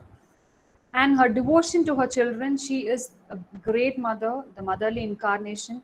Still, she had killed beloved, and she was unwilling to relinquish her children to the physical, emotional, and spiritual trauma that she had experienced in the world. And she really wanted to kill her child, a beloved, for that. So she and the whips that had happened, the picture denotes. Yes, at this point of time, I would like to state this novel has been adopted as a movie in the year 1998, and so the movie, of course, it's a very good adaptation. We even watch and get to know. Yes, but Set's physical incarnation also gives us a lot of evidences of her torments, how she had been whipped, brutally abused, sexually abused. So a cruel act and of the brutality she suffers. She finds herself safe, and she finds herself her children safe only after school teacher leaves. But the price she had given was the life of beloved, and that brutality even she herself was not able to digest. And Denver the hope. Of course, in the novel we find some hope in Baby Six and also in Denver, because she initially she's projected to be a very shy, but intelligent, introspective, and sensitive, and inclined towards the purpose of her life. But again, she is very much dependent on her mother, and her world revolves around her mother. She keeps herself inside. She doesn't want to mingle in the outside society, but she keeps herself inside the home with her mother. And she's also stunted emotionally by years of relative isolation, because she doesn't want to go out, because people outside, they just even though it's a black community, people, they treat her differently, because the home is continuously haunted by the ghost of a beloved. And fear of the world outside 124, because people treat her differently, and they always talk ill about the ghost, or they comment about the ghost, the ghastly home where she is. And a perilously fragile sense of self. She has a very weak sense of self in the initial stages, and she always seeks mother's attention. When beloved enters, and when Seta gives her own attention, complete attention to beloved, she even gets angry. But she finds solace in beloved when she enters. So beloved's escalating malevolence and her mother's submissiveness, she was not able to tolerate that. Her mother was completely, in the final part of the novel, her mother was completely lost her mind, and she was completely taking care of beloved, and she's being at home. Even though she was working at the restaurant outside, she never went out to work, and they never even had something left to eat. And so only towards the end, she's fed up of her mother and her beloved, and she comes out. So only at the end, we happen to see her civility and sincerity, and she walks out, and she tries to venture her own future. Beloved force, yes, she is the force, not just with respect to the ghostly, I mean the ghost when it was attacking the home. Yes, it was loudly attacking, it was completely tantalating the home, and the house was with lot of experiences, and with which is not commonly projected anywhere. So the spirit of Seth's murdered daughter, that is beloved. So both incarnations are there. The spiritual incarnation is also there. In the initial part of the novel, we happen to be revealed that the ghost is there in the home, and it is the ghost, or it is the spirit of beloved. But in the later part of the novel, when Poldy and Setha and also Denver, they just go out, and they start to have a kind of normal life. But at that time, Beloved appears. So, Beloved's stream of consciousness narrative in chapter 22, I already mentioned about this. It is actually about the collective spirit of all the unnamed slaves. So, 60 million people were dead. The slaves were dead, and her arrival, and the way she describes her arrival, she says that I'm from the other side, and she says that the other side is really dark, and we suffocate, because the slaves were carried from one part of the place to another part of the place in the ships, and the underground of the ships, they were all just punched together. They were all not even food or water or a timely availability of restroom, nothing was there. So they were all just dumped like goods, and so it is all just a representation of Beloved's world. So we can relate that it is not just the ghost of Beloved, it is it is actually the reincarnation of all the spirits, the unnamed slaves who were dead during the transportation, and on the way to their own owners. So mother and daughter relationship, and even Beloved, and also her Setha, she happens to be Beloved happens to be the mother and daughter of Setha, because Beloved sometimes she acts like Setha's mother, and she recollects her good old days as a child with her mother. So she acts, she's just the reincarnation or representation of all these things. So 60 million and more. Even the critics often say that Beloved is not just Beloved, she's something more, something more. So that is 60 million and more, an estimated number of people who died in slavery. And Baby Sucks, she's the nurturer, she's the person who nourishes the entire Black society. She's the stabilizing force for Seth and Denver when they arrive at Ohio, and her presence was always healing, not just in the home but also for the community. And the withdrawal and internal world of colors. She withdraws herself in the later part of her life, and she dies withdrawing herself in the in home, and because of school teachers visit, and people, even her own community people, they just degraded beloved, they degraded Setha and her, and because of all such things she withdrew herself, and she was living as an introverted person, but she always wanted to see colors during the end of her days. And but till then her presence was really strengthening throughout the novel. And Paul D, again, he is a healing force, even though then and there he leaves Seth because of knowing from Stampede that she killed her own daughter. So his memories actually rival Seth's, because we happen to go for flashbacks through Seth's words and also Paul D's words, and we understand about the Sweet Home and the happenings of Sweet Home through these two people. And a potential, his arrival was really potential for the happy future. Once when we see Paul D coming, and we also have hope that okay, he also in the initial stage, initial entry, he shouted and he sort of chased away the ghost, and we could see that some prospective career, prospective future is there for Seth, Paul D, and Denver, but it doesn't happen so, because we have the human incarnation of beloved in amidst them. So but somehow Seth finds relief in sharing the burden and recalling and revisiting the past with Paul D. And a school teacher, the evil, yes, he maybe we can call him as an antagonist, a representation of the evil in human beings. Because most of the masters were not sweet. Most of the masters were really, really evil. So he is just a representation of the common evilness that was there in all the white people during those times. So it actually justifies the degradation. And from his shoes, if we see, it was the right. It was the right thing for him to do what he was doing to the slaves. It was right for him to be cruel, because slaves would even take advantage, and they would own the home, and those things, like the way we treat animals, the way animal is getting treated nowadays, even animals are treated better. But he justifies from his point of view and from his perception. If we view his world, he never regrets or finds his guilt. He is justifying his very act because of the people that surround him, and he supports murder as a solution to social problems. And he always saw life, or saw the world in the other way. Yes, so now it's quiz time. I want you to just go to Google and type quizzes.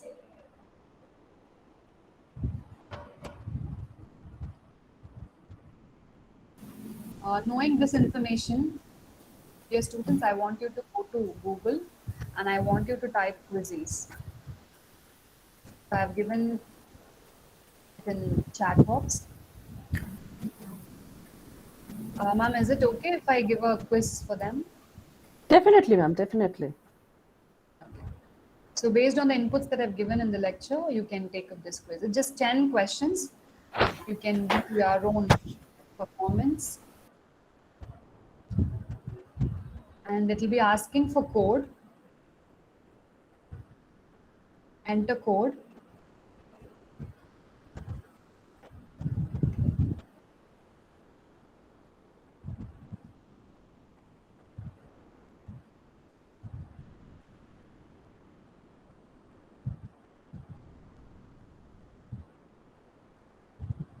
I'll present the screen with the code.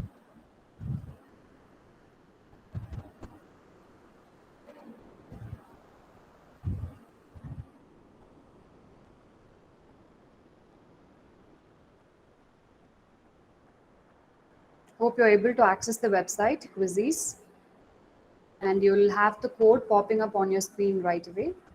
831707. So that's the game code. Students, please have a look at the code. can type the code and participate in the quiz.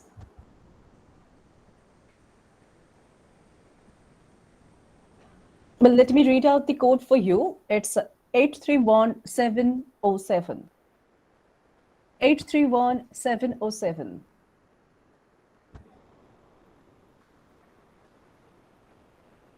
Thank you, ma'am.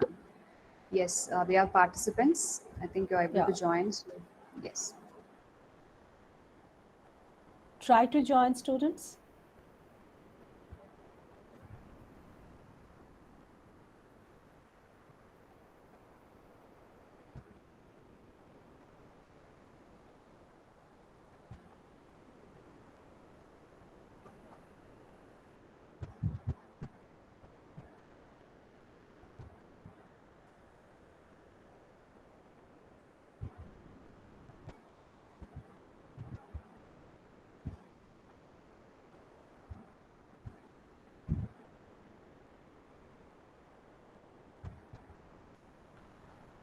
Antika, please follow the chat box. The instructions are given there.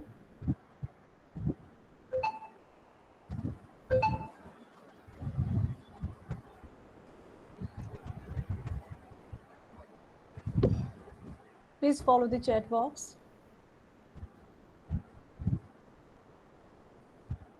Yes, thank you, ma'am. Thank you.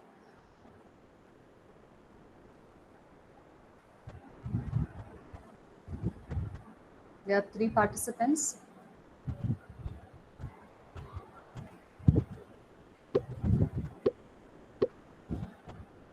Good, great.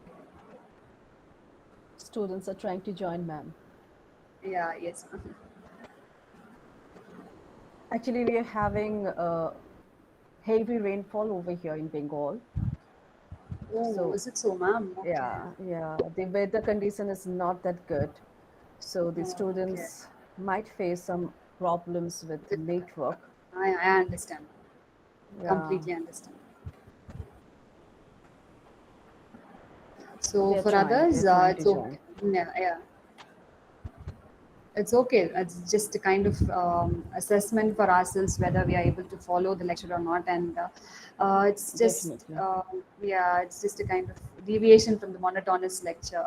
We keep on addressing, and so try joining. If not, also I'll be projecting the questions and uh, stuff, so we can have a discussion also. A very simple quiz. Good. So I'm starting and others can also join. So dear students, you don't have to worry.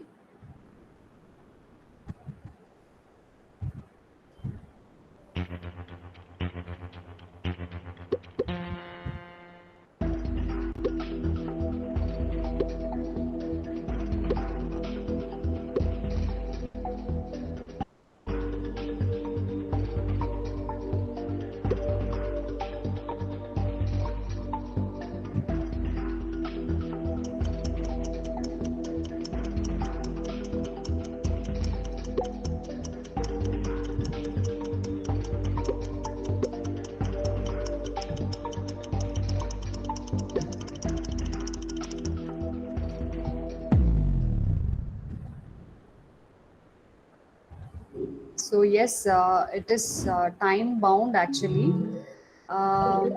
Yes, let's. I think you'd have seen the leaderboard. Shall I go on with the next question?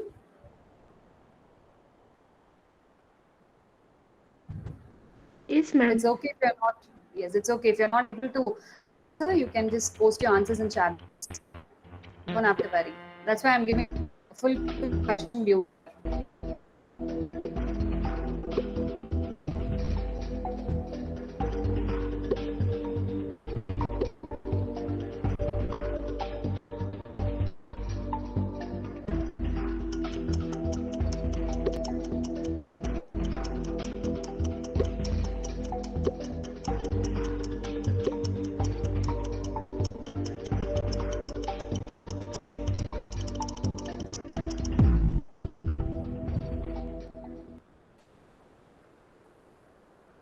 Yes, I'll move on to the next question. So, yes, Sayantika is now leading. Good. We'll see the results at the end.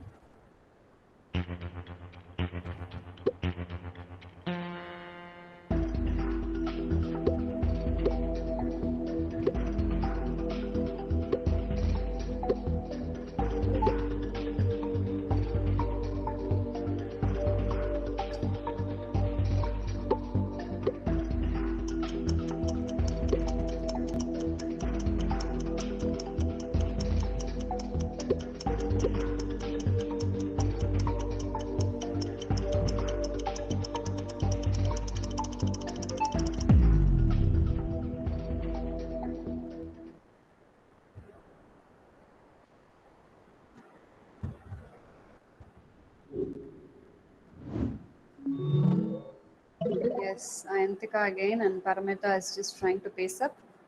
Next question.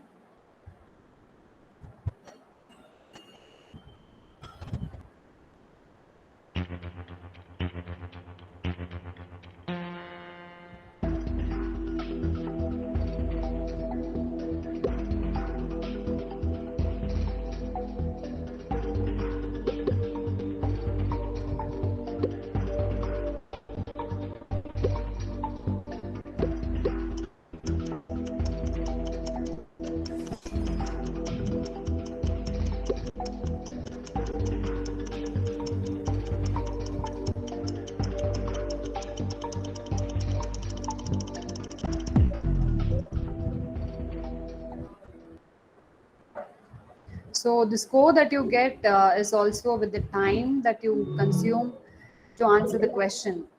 Even though most of you have got the right answer, the score would be low because of the time that you take. So be quick to answer.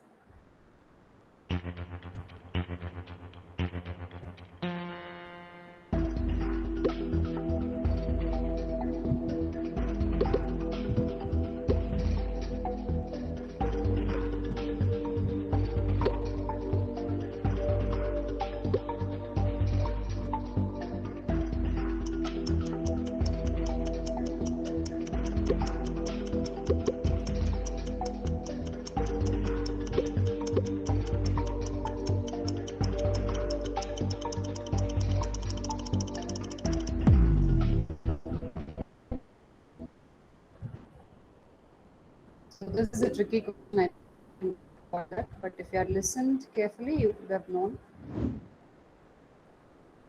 Yes, I'm skipping the leaderboard.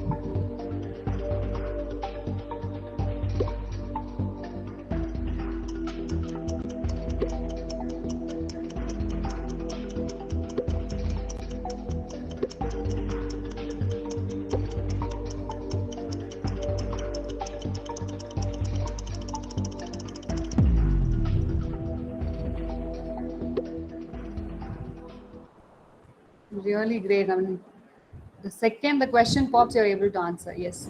And the last question. Yes, a lot of variations.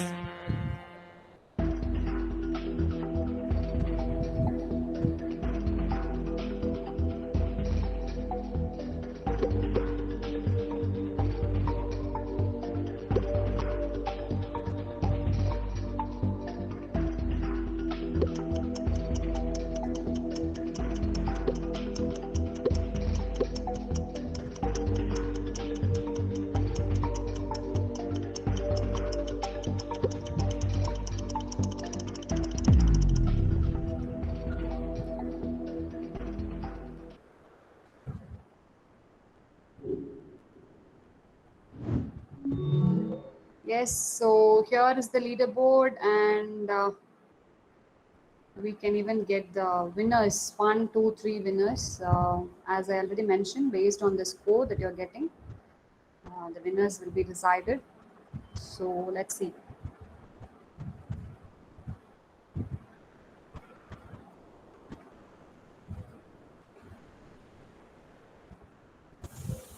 Ayantika, Paramita, and Suttappa. So you have got the maximum scores. Even though others also have got the right answers, you have got the maximum scores.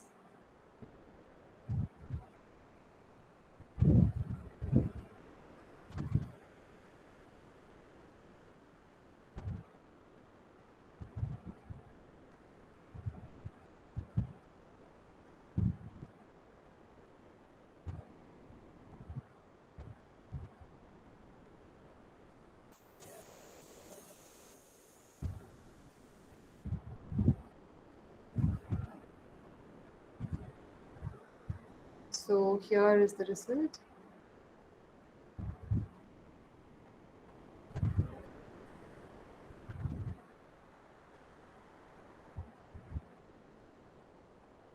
How was the quiz? Was it easy?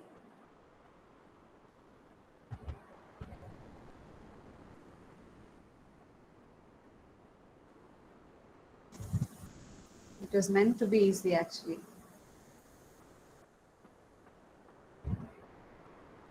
Students, ma'am is asking something. Students, please reply.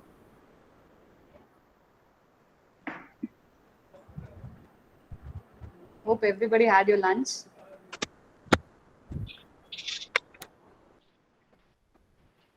Yes, it is taking time to pop the results.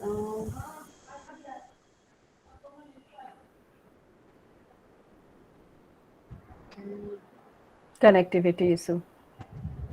Yes. So, okay, things are happening at the backdrop, and yeah, because we can see the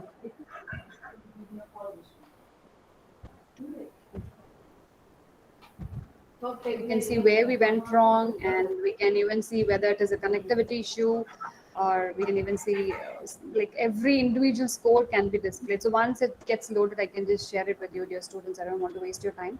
So let's just move on to the next slide.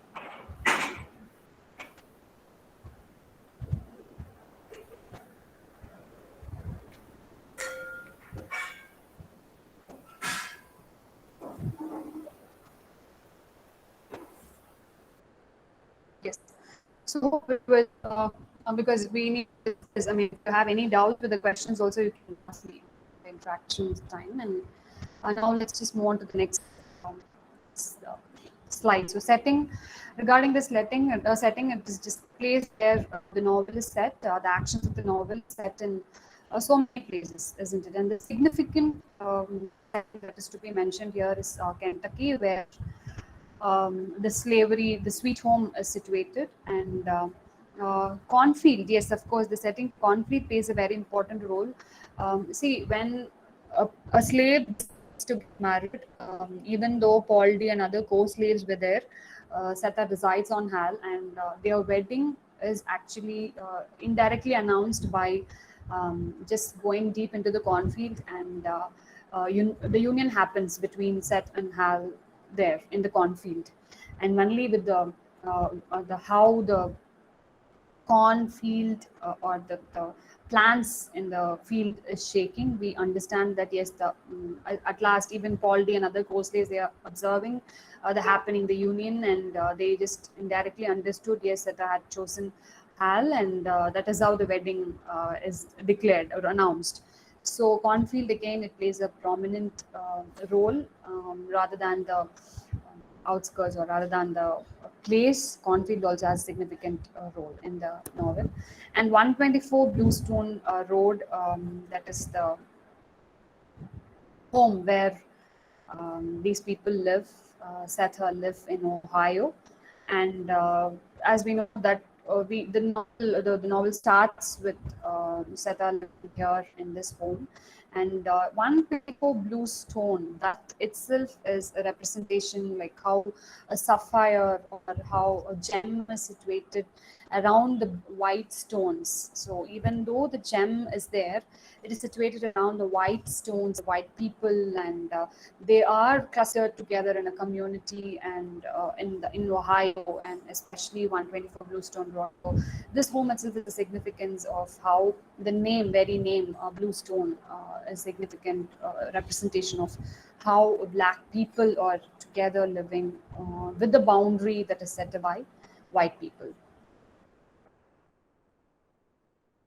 And next comes the theme. Lot of themes are there in this particular movie. Particular novel. Slavery's destruction of identity. It explores physical, emotional, and spiritual devastation that is the result of slavery. And this devastation actually continues. It continues to haunt more than the ghost. This devastation continues to haunt the characters throughout their life. And even the children, they are unstable, and they are also not able to find out their own identities. So presence of evil, that is obviously given in the novel, and turned over, lockjaws, smacks on the behind, and gusts of sore air. All these are the evidences that presence of evil in the home. As Seth confronts evil in herself, she's trying to confront evil in herself and in the institution of slavery at the outside world, that is the society. Motherhood, she tries to escape through motherhood by caring for the children, and rescues her. Motherhood rescues her in the novel, and from the oblivion of guilt, because she suffers the guilt of killing her own child. She suffers the shame, and she suffers the madness that the other people, the society, even though her own community people look at her that she is mad. Even the school teacher leads them instead of taking them, just believing she is mad to kill her own daughter. Yes. So dehumanization, that is one important theme, because whenever she is getting raped, she is getting treated like, not only Seta, even Hal, Baldy, all the slaves were treated like animals. So when a human being is treated like an animal or a lifeless thing, there comes dehumanization. And of course, history is historical relevance is also there, as before Civil War, how even Civil War broke out for this very mere reason, how people were just carried from one place to another on the ships, and they were just traded, they were auctioned, and even mothers, parents could see their own children being treated like objects, and they were sold in front of them. They don't belong to themselves. They are not them. They are not theirs, at least. So to the least. And it also focuses on the past can be all consuming and destructive. So if we focus only on the past, and if we dwell in the past, any living heaven will be hell. So that is what these are the important themes that we can make a note. And motifs, of course, the symbols are here water. We already experimented, we delineated on that. And the next one is breast milk. Yes, the breast milk, again, there was a tragic incident where breast milk of Seta was not at all left for the baby.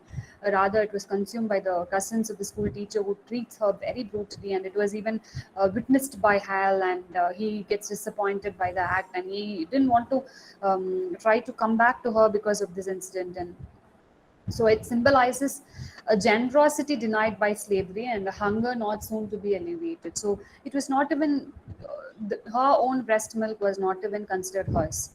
And colors, yes, we see colors everywhere. When towards the end of the novel, we see Beloved being decked with a lot of colors, and even Baby Sucks, she spent most of her time looking at the colors, especially lavender and orange and red. The Beloved was always driven towards red, and blue stone, the color.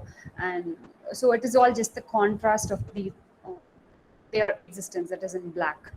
So some hope, some futuristic hope they had in color. And the style, it is evocative, and there is a lot of details in the novel, detailing of the characters, detailing of the memory, detailing of the recollection and flashback, and it is all revealed through lyrical commentaries by monologues or chorus. And yes, of course, as I already mentioned, sad channeling voice, or the monotonous, the very dull, blank voice. Yes, the tone runs like that. And of course, the novel needs such tone in order to be successful in expressing the ideology. Yes, so I would like to conclude by giving these words: more than your life holding womb and your life giving private parts, hear me now, love your heart, for this is the price. So this is a word uttered by Baby Sucks in the novel. I think irrespective of being black or white or class, color, creed, caste, whatever it is, we are all women, and still, yes, irrespective of blaming the society for what they have been doing and what they are doing, it is high time we introspect in ourselves and we understand that the private parts are the womb, that we are the passage of life. We hold the life and we deliver the life through the private parts. But we also have heart, and we need to love our heart, and we should not be carried away with the with some encounters that happen every day. Every woman, or at least 10% of the women, are physically abused or sexually abused in one part of the. See, even if you, I have seen a lot of my students coming and telling me that, ma'am, I was just in a crowd and somebody pressed my private parts just for fun. So even that, as most of the movies and most of the feminists, they also say like no is a no, and even maybe is also a no. So let us not give our utmost concentration, attention to the life holding womb and also life giving private parts. We are holy, and still we have our own heart and our own life. So let's focus on that, just like how Baby Sucks was preaching the black Negro women to forget about all the things that had happened, even though it is bad. If it is good, yes, it is good, something to cherish. If it is bad, let us forget all, and let us just focus on our heart and life. That is the purpose of being human and being for oneself. So with that, I would like to conclude the session, but now I'm open for discussions and questions and clarifications, if we have time for that, ma'am.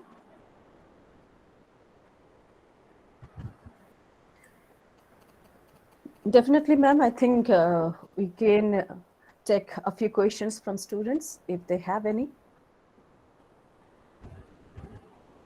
Yes, students, you can unmute and talk, or you can put your questions in the box.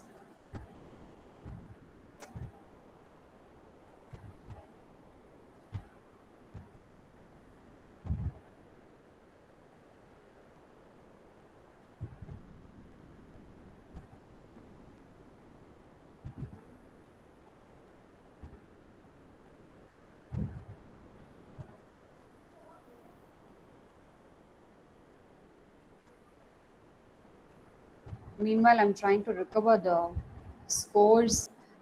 It's definitely on screen now.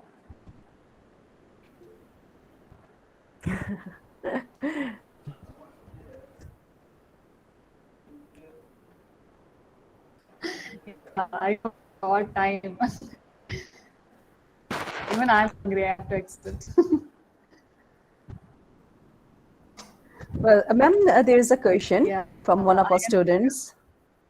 Yeah. Yes, ma'am. Ayantika, she asked why Seta killed her daughter. Yes.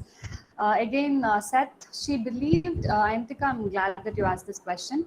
Seth, she believed that see most of the people, or most of the character analysis that is done on set, they don't see this part as a brutal or cruel act. They just look at it as a kind of motherly affection that is shown on the daughter.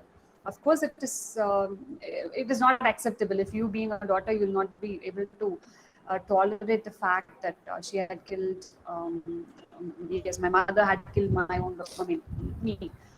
But she killed because the school teacher, knowing that she along with her children are in Ohio, 124 Bluestone Road. So he wanted to just recapture them because he still owns them. They were not given freedom. They were still slaves. They were not considered human beings. They were not at free will. So that place is normally accumulated by the people who got freedom. The black people, the community of black people, they just stayed there because they got freedom. And few people also made it there because of escape from prison and all this stuff. But Seth, she didn't claim her freedom. She just escaped. And school teacher, he was in pursuit of her. He wanted to literally drag them. And scared of again, and making her children suffer in front of her eyes. She wanted to kill. Her intention was to kill the beloved. She wanted to kill everybody in life, which couldn't really happen. My beloved is dead, and she was trying to kill everybody. Couldn't make it. So she wanted, to put it in plain terms, like she wanted at least her daughter to be physically and mentally free, physically, emotionally, and spiritually free from the real life tantrums that was given for the slaves.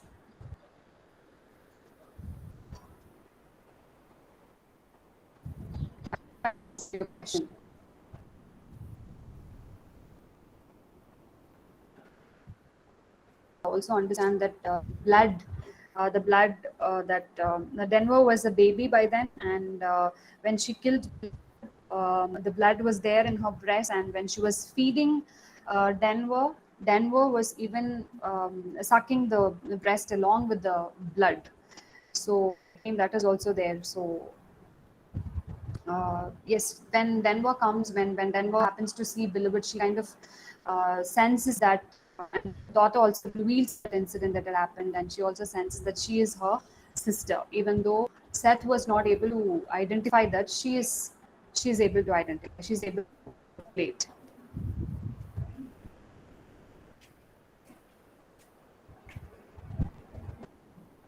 So that, I think another question, please, yes, one home was fightful. That is, the home was fightful, and the women in they knew it, and so the children knew it, and others and Denver. So for many years, and tried to chuck her away. So, each of Beloved's parts that is witnessed there in the video also, three parts. It just begins with an observation that about 124, that the house is completely occupied by Seth, her daughter, Denver. And in chapter 5, the baby ghost actually manifests herself in the form of Beloved. But till then, we are exposed to the ghost. So that is how it is called as, like, it just kind of indicates that the home is completely with baby's possession. And it would, the baby would shout if it wants to, the baby would just shake the home if it wants to. So it was going on like that. So the reincarnation of the baby, Seth murdered 18 years ago, it just appears in front of her. So that home is completely haunted, either by the spiritual presence or by the human incarnation presence. That is what they mean. So the house number 124, it actually symbolizes Seth's continual or continuous troubled memory as she recalls her murder of her daughter. The spirit, the reincarnation of beloved, everything happens to remember Seth of her murder of the daughter. So that is one thing.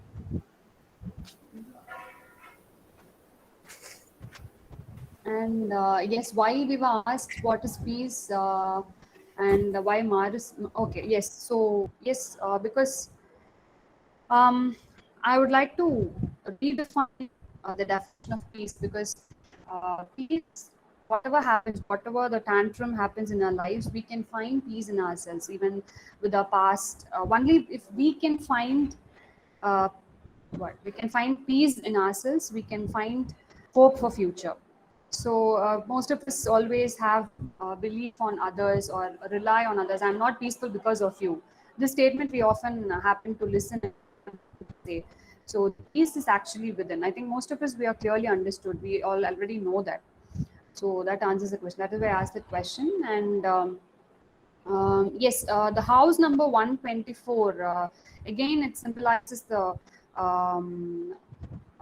troubled memory, and it is full of babies' venom and the haunted house, and that is why it's named 124.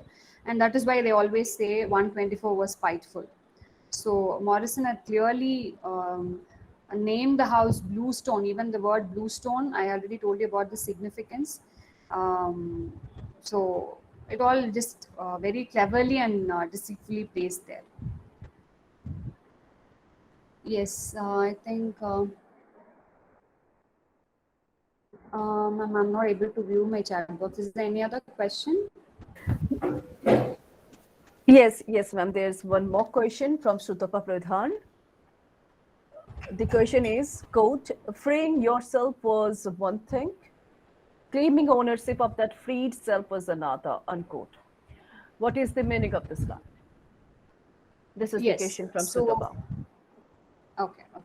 Freeing yourself was one thing, that talks about slavery, and claiming ownership of that freed self was another.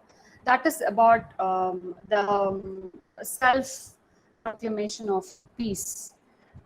That's what see, first sentence, I mean the first part of the sentence talks about the slavery. That is like, you were not yourself, you were owned by somebody, and freeing from that somebody. Say for example, Seth tries to free herself from the clutches of school teacher.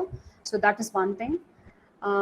She thinks, or even as readers we might think that, okay, she is free now, she's not a slave, so she can live her life. Yes, no, claiming ownership of that freed self was another. So even though you're on your own and not treated as a slave, she is a slave of herself, of her past and her action, that, and she is guilty that she had murdered her own daughter, and also past encounters as she was being dehumanized, all those things. So one has to free oneself from oneself's mind rather from somebody's hold. So there are two types of peace, psychological peace, that is defined in the novel. So thank you, Sutapa, for asking that question. Right now, there is no such question, ma'am. Students, ma'am has already shared her email address and mobile number. So do you have any questions or you need any clarification while reading the text of the novel, please, you may feel free to ask questions and ask for clarifications from ma'am. She has already shared her mail ID and mobile number with you. Please note them. Ma'am, it was a wonderful session with you. You have already explained the theme of dehumanization as found in Beloved. You have also pointed out the powerful voice, quote, we are the people, not aliens. We live, we love, and we die, unquote. And this powerful voice emphasizes the importance of asserting identity. It's an amazing session with you, ma'am. We get to know about Seth. She was born a slave, escaped to Ohio, and 18 years later, she is still not free. She has borne the unthinkable, and she's still held captive by memories of Sweet Home, the beautiful farm, where so many hideous incidents took place. Ma'am, you have also touched the themes of mother-daughter relationships and painful psychological impact that slavery had on colored people. The characterization in this novel is a marvel. Overall, you have also talked about symbols and motives. So in a way, you have given us a comprehensive understanding of the entire novel. I sincerely express my gratitude to you, ma'am, for such a lovely and engaging session. Thank you, ma'am. It was indeed a pleasure. And I think I missed Ayantika's question, why was the name Beloved? So again, to refer to that Beloved, it was something more. Even when Denver expresses about Beloved, she says something more. So for all those people who died, almost around 60 million people around in the globe, they were dead because of slavery. So those were the beloveds. Everybody, it is just the representation of those souls, and they were all beloved. So Yes. that is why, and even in the daughter was not at all named. She was just she was not named, and even after killing, she just rises her tombstone, and there it is engraved beloved. And even there is an incident that reveals she had to engrave a lot of other words in the tomb, but for every word Seth had to have sex with the person, the person who engraves, and that is why she just stopped with one word, and that too it's beloved. So that incident also I'm reminded of when this question is posted. Yes, thank you, ma'am. Thank you. Yes, Thank you students, very you were much. really interactive, despite the rough weather and stuff. Thank you so much for taking me to the world of Beloved, and I hope I also took you along by Yes, just ma'am, holding you your have. hands. Thank you so much, ma'am. Thank for you. the Thank you very much. So students, we have already reached to the end of the session. Please don't leave. We have certain information to share with you. First of all, I would like to thank you, each one of you who made this lecture memorable for all of us. I would also like to extend my gratitude to our respected speakers for taking the time out to be with us today. A special mention to our respected principal, sir. He has been here for quite a longer time.